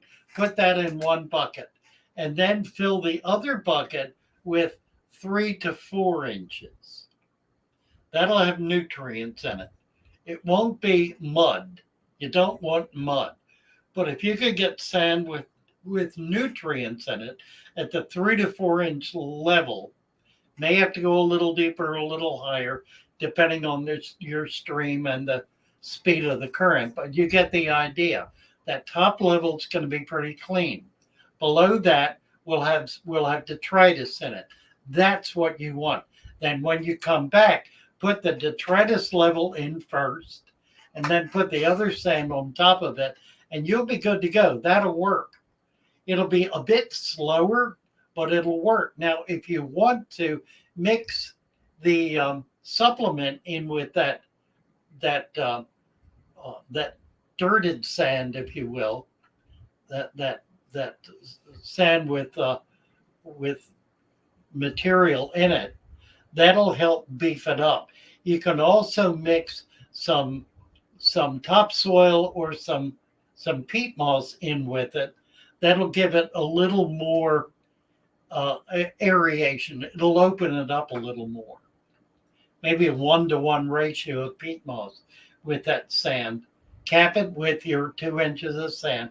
Again, you don't want, if you're going to do it and you want it deeper, then don't add anything to it. Just go like 1 and 2 or 2 and 2. That should work fine. It won't be a problem. If you're going to add to it, then you want 1 and 2 on top. 1 inch below, 2 inches on top. Hope that's not too confusing. If you want to come over to Father Fish Shoal and discuss this more in depth, be happy to do so. Here's the link. Bill Nye got deleted. Mr. Beast never left, he said. Why are you Mr. Beast? No, Mr. Beast did left. He got canned. He got banned from the channel. Would the deep substrate method work with mud skippers? Absolutely. Now, let me back up a little bit. Mud skippers are a unique animal. Mud skippers need here. How can we do this? To do mud skippers properly, you need a dirt layer on a slope, and you need sand on the bottom of the slope, and water up to the level, or just, how can we do this? Water up to the level of the sand. Now you need to pull it out a bit. You need a couple of inches of water, but you need dirt above the water. You need a layer of soil that's exposed to the light that is kept wet by the water that's in the tank. So it sits. Oh, I know how to do it. I think I know how to do it. I'm not sure I know how to do this. Let me work on this a little bit.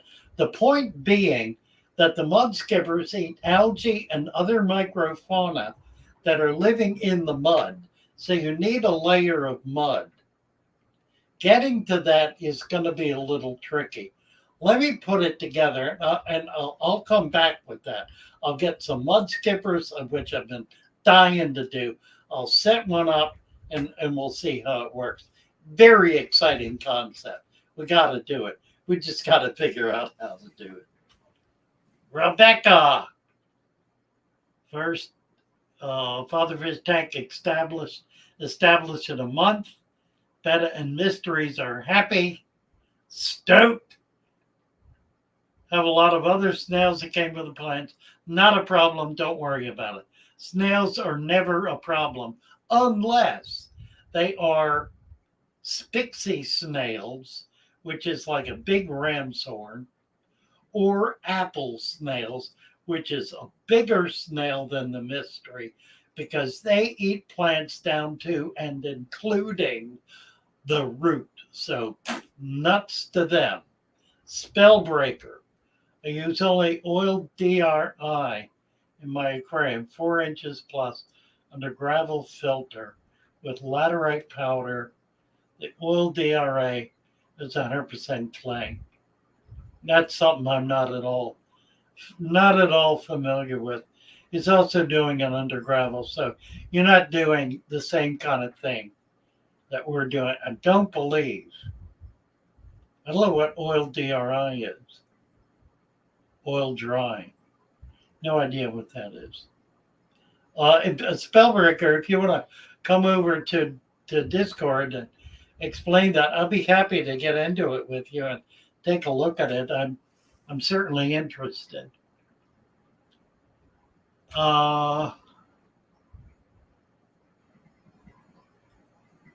Right. Tony's giving instructions to Braden about where to post. Yeah, just post, and you can do that, or post in the coffee room, post in the, doesn't matter, wherever. Have somebody help you set up a channel. That's the best way. Daniel Coops. I love you, Mr. Beast. You're the best. Where is it? Oh, I don't want to know. Fix It Felix Appliance Repair. Add it as a moderator. May get around to having your wrench in a week or two. Luger Morph. Love your content. Moderator.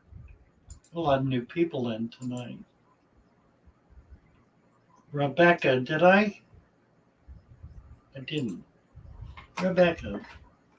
I missed. There she is right there. Thank you, Rebecca, for your super chat. I very much appreciate it. This is really a big help too, because I'm struggling to do some things that are going to cost a lot more than I currently have. So every little bit is going to certainly help out. I had fur-bellied toads. They need swimming room. Well, they all do, and that's the key. You got to be able to they got to be able to get into the water.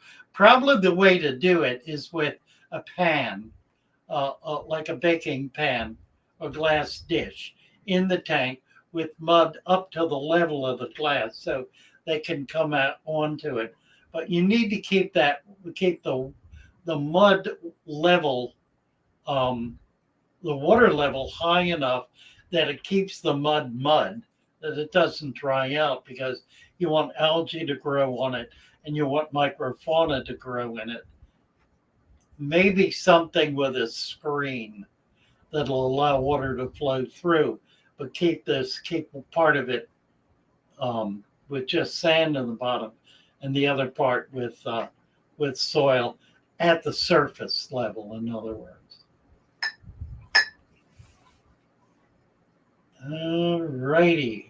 How we doing here? We absolutely are, tanks for nothing. Absolutely. Thank you for that. My day's been good. I preached this morning.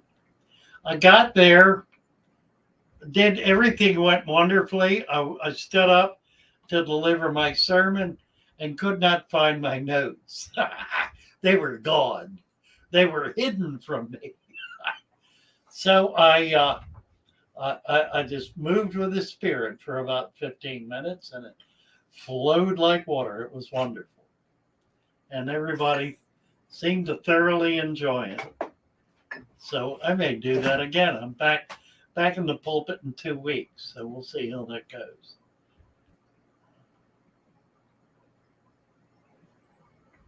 Oh, it's an oil absorbent. That's interesting. So it's clay. Okay, it's clay. I get that. Huh. Pond life is amazing. Absolutely is. I have a pond in my aquarium. Bravo. Lane, bravo. Appreciate the streams providing real-time guidance. You betcha. You betcha. And that's really what the Discord is all about, the Fatherfish Shoal. It's real-time guidance. It's helping people at the point of their need. Say hi to you, makes you feel good. Daniel Cooks. Hello, Daniel. Goodness gracious, Daniel Cooks is here. Hey, everybody, come say hello to Daniel. The Kook is here. Hello, Kook. How's that? Is that good? Keep my mud skippers and straight freshwater very hard. Yeah, they can come out on rocks and you can feed them that way. I just would really like to be able to have a mud base, to be able to feed them on mud. I think that would be just super cool. Spencer's sister. Lost my veil-tailed sword during birth. Are there any botanicals that can help during labor? Mercy. You know what? I think that was not a breech birth. I've seen fish do breech births. That was something else. That was something much more nefarious. Are there botanicals? Lord knows. Huh. Garlic? No. I have no idea. I know you can put botanicals in tanks, and it does have an effect. We got a few people experimenting with it right now over on Discord for disease, and they're getting some pretty positive results with it. So this is something that we're just beginning to look at But we certainly need to put it on the list and start trying some things, Spencer Sister. See if you can find something that, that'll, even if it's a soporific, even if it just calms the fish down, maybe. I don't know. I don't know. Fascinating. Well worth pursuing, I might also add. Hummingbird. You can subscribe, but if you were, you've already subscribed. I don't know. Okay, got you. Gotcha. Hummingbird, I just gave you a wrench. It's taking YouTube forever to get them out, but you got it. And goose, made a jar all with stuff from the river, about 5 liter, 4 to 5 centimeters of sand, going so well just sitting in the window. Lovely to see it grow. Pond snails, cup of pots. Keep algae in check, no fish. Good job. Good job. Now, the sand is fine. We did have some problems early on with people adding mud, and it was fouling the tank. So I hope I got the word out not to do mud in the resurrection jars. And if you do mud, make sure that it's capped. Brad Gurung, live from New York City. You are now wrenched in New York City. Wrenched in New York City. Erna Pitry, greetings from Belgium. Erna, I'll give you a wrench. Moderator coming up. You'll get it when YouTube gives it to you. I've done my part. Fatherfish, what do you do with my Placo end? He always grave into the set. Mine don't. Mine are not diggers. If I'm getting your question properly, you have a Placo that's digging. Beats me. Mine don't dig. Maybe it's what kind is it? Maybe that would help to know. What kind of Placo is it? Is it one of those giant common Plecos that get 4 feet long? Kitty litter. Okay. Got it, 3G. Got it. I have not messed with clay, and I know I should. I know it's a good thing to use. The only thing I have recommended has been to turn it into slip or buy slip, which is liquid clay, and mix that in with the other soils in order to disperse it. The problem with clay is that it is so compact and intense that roots really cannot get into it. They grow around it. It's full of nutrients. That's all it is. It's minerals. Clay is minerals, pure minerals. So it's wonderful to have in the substrate, but it's got to be broken up, and maybe the kitty litter is the way to do that. That would make sense. I simply haven't done it. I need to do it. I'm absolutely convinced that it's practical, it's functional, it's appropriate. I don't know what the portion should be. I'm putting a number of things that are clay-like substances in my supplement. And I guess that's how I feel like I'm covering it, because I've got material in there that is clay-like, if you will. So it's mainly a very rich mix of minerals. Any fish out there you'd like to keep you haven't kept already? Large or small? No. I've kept, that's why I opened my shop. So I could get every kind of fish I'd ever want and would have the space to put it in and be able to sell it if I needed to. And I did that. I did that for at least almost 20 years, 15 years. I did that. I got everything in there. There are some things I'd like. The mud skipper is one. I've had it before, but didn't do well with them. So I'd like to try them again with a better system that could actually keep them going. The other thing about mud skippers is they I don't know how they breed. Whether they breed in, they might very well breed in caves, dig down into the sand and make a cave. I just don't know. I need to find out. Need to find out about that.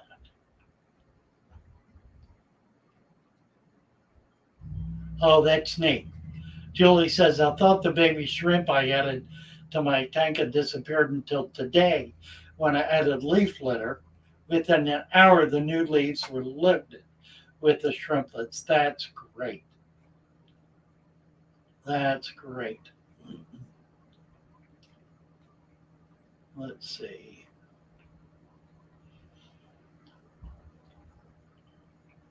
Kooks is here. Deborah Walatich. Has anyone ever heard of barley extract for algae? Yeah, Weiss uses barley as a binder for liver to feed his fish.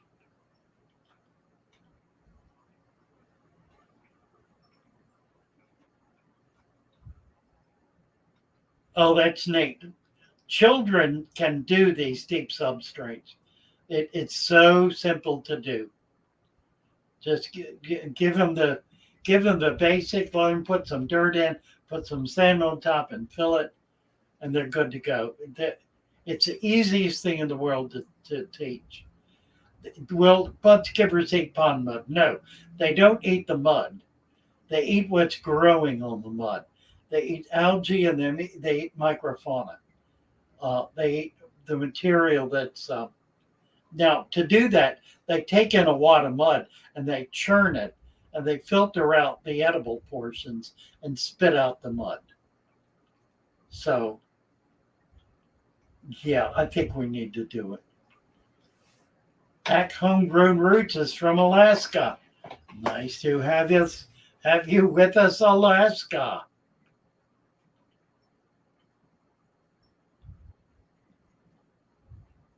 Greetings from down under, Justin Herbert. Happy to meet you, Justin. Nice to have you here. Let's get you a wrench, which some eventually you'll get around to having, I guess. Inga's birch bark. Been used as a material for jars and stuff in the past because it's antibacterial and antifungal properties. Birch bark. So that means you do not want to put birch bark in your tank unless it's a hospital tank. And that would be appropriate. David had a question. Where is David's question? Don't know. I'm just scrolling. David Anati. Oh, he said he gave up. 10 times is not the charm. Earn a pitch tree. I'm going back. I'm determined to find David's question.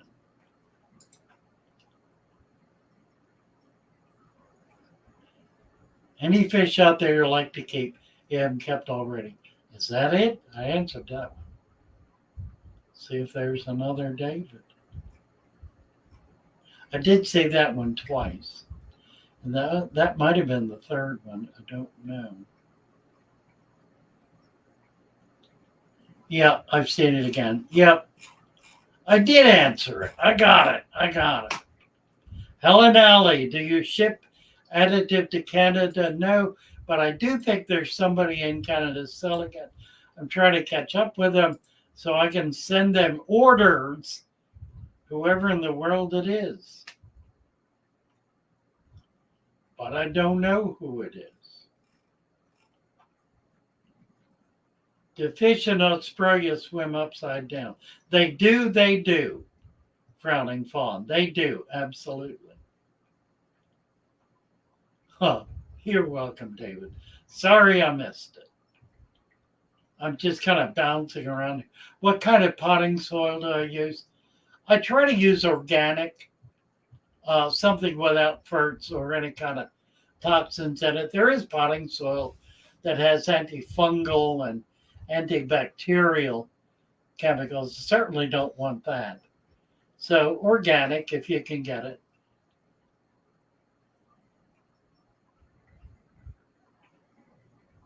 I'm going to send you the EU. No, but I do have an EU supplier who will not be able to get started again until the fall.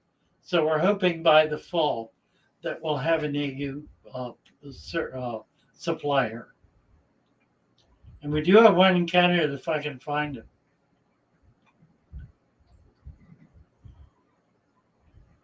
Having trouble finding shrimp for my antler tank. Can you get them as eggs? No, you cannot.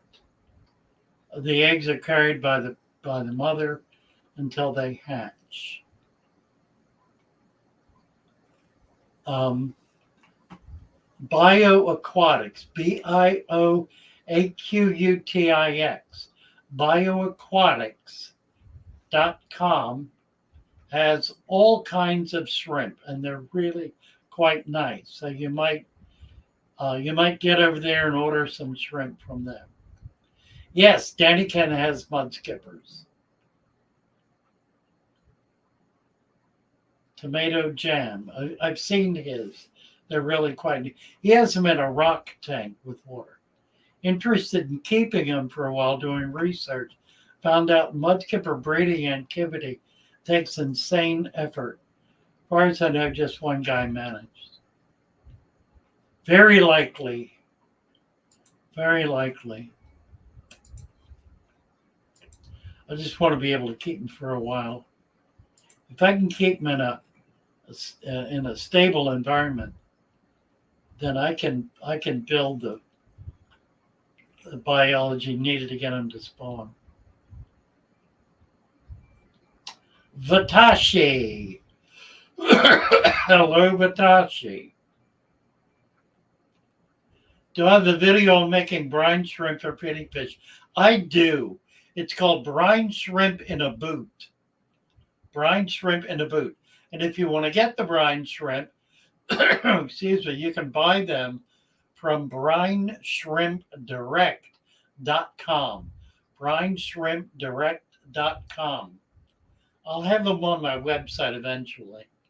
I've got them here. I just haven't. It's something I haven't done. I got to get it up. But yeah, there are a couple of videos on hatching brine. There are lots of them. Lots of videos on hatching brine shrimp. I recommend you watch a few. It's pretty easy to do. Is there anything in a resurrection jar you wouldn't want to put in your tank besides dragonfly nymphs? Planaria worms.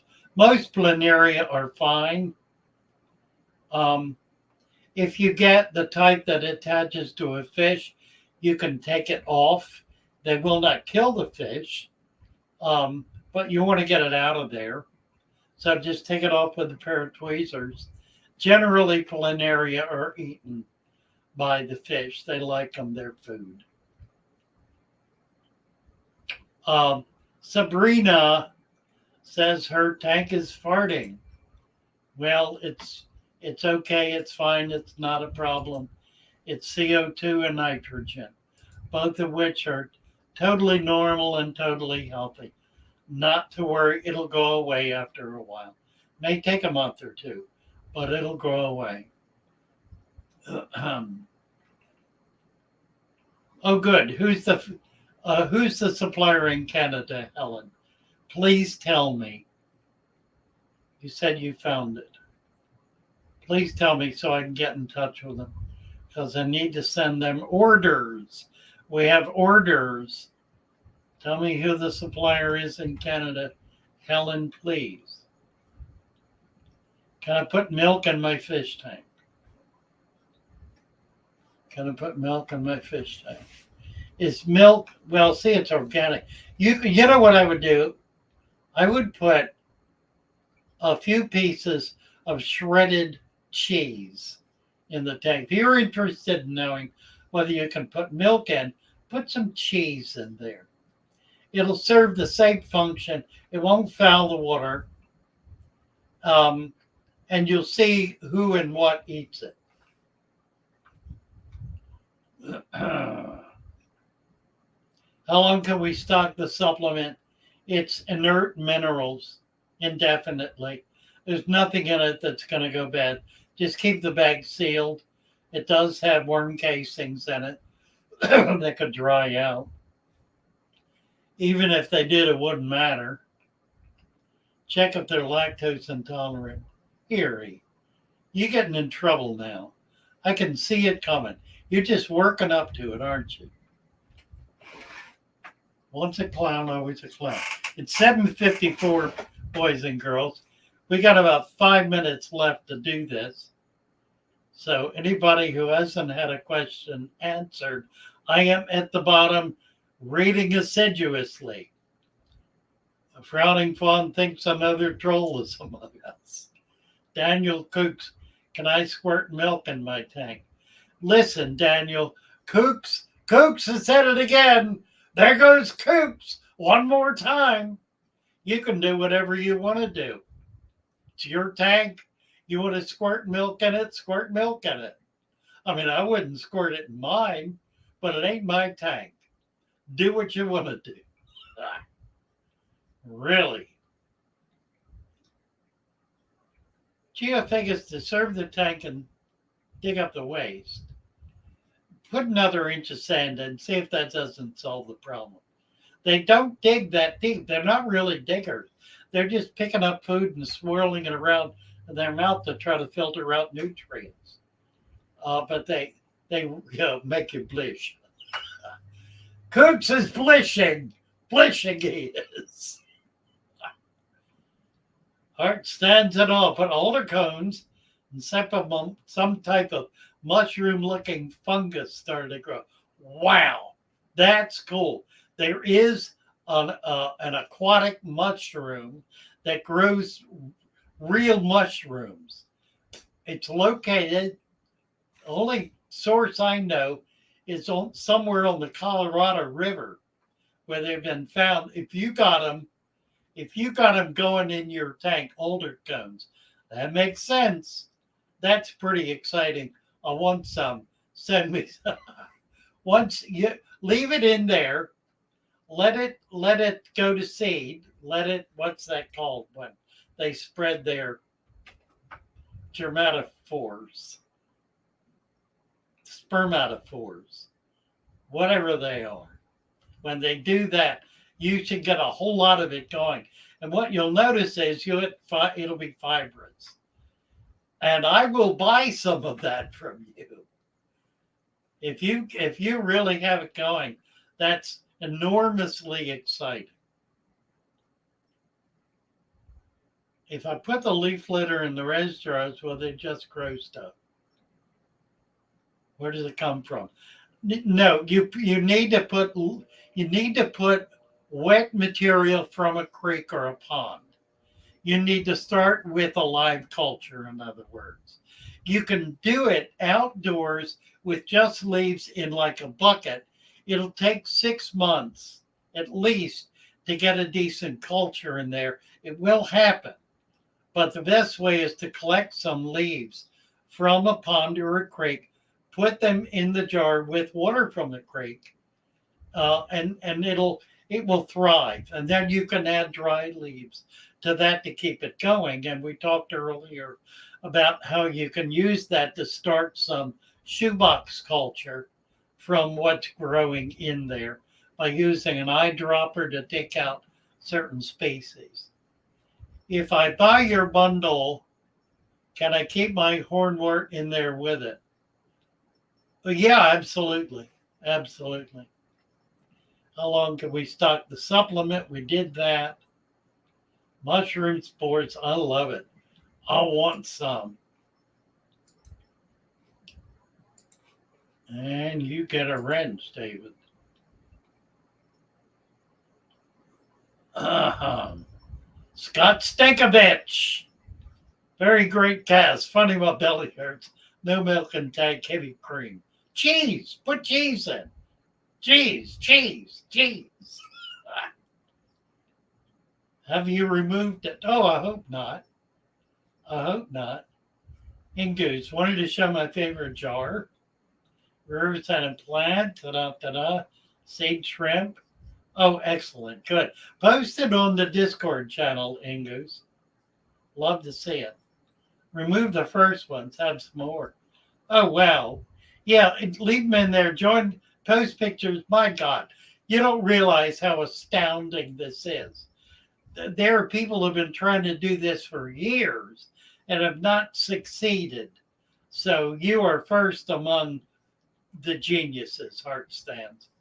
You go, Heart Stands. That's magnificent. I got to get me some of them. Maybe the trick is simply the older codes. Wouldn't doubt it for a second. Well, Daniel's been deleted. Oh, come on, you guys, give it up. There's nothing Daniel said that needs to be deleted. Just stop doing. I'm going to take away everybody's wrench. If this keeps up, we've had a half a dozen people put in timeout for nothing. Nothing. That's abusive. It is abuse. And I'll tell you what, next person that does it, I'm going to do it to them. So there. I'm going to let it go on. You've been forewarned. Not one more like that. Frowning Fawn. You're done, Frowning Fawn. All I got to do is find you. And right there.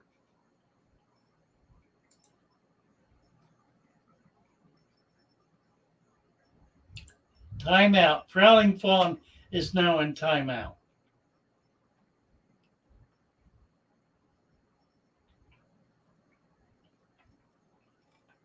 Who else wants to play? I can do worse than that. I can block you from the channel. You don't want to mess with me.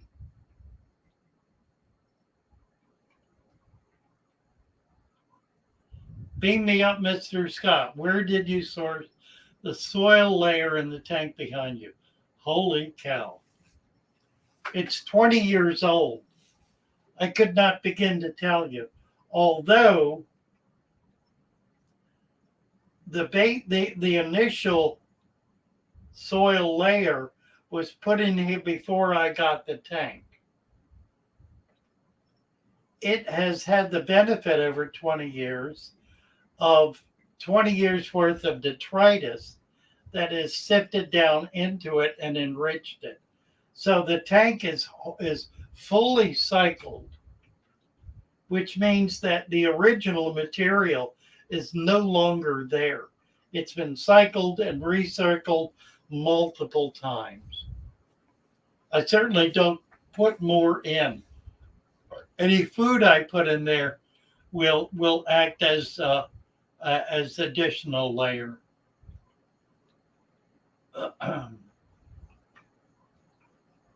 Yeah, it's a little.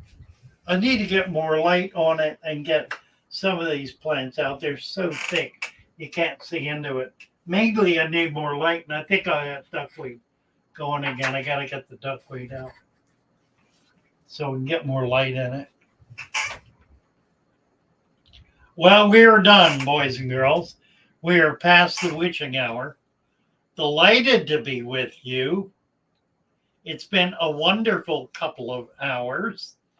I've enjoyed myself. I hope you have too.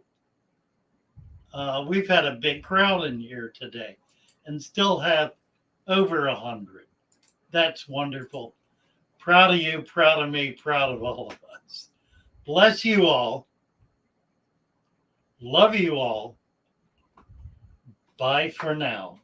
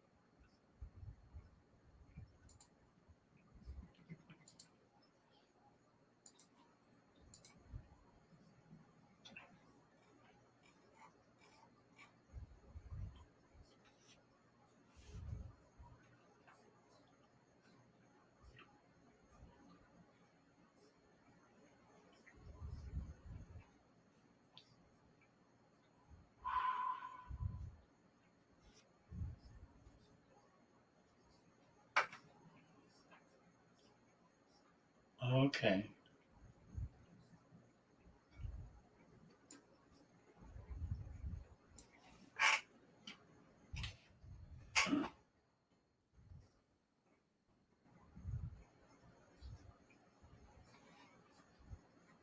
I'm still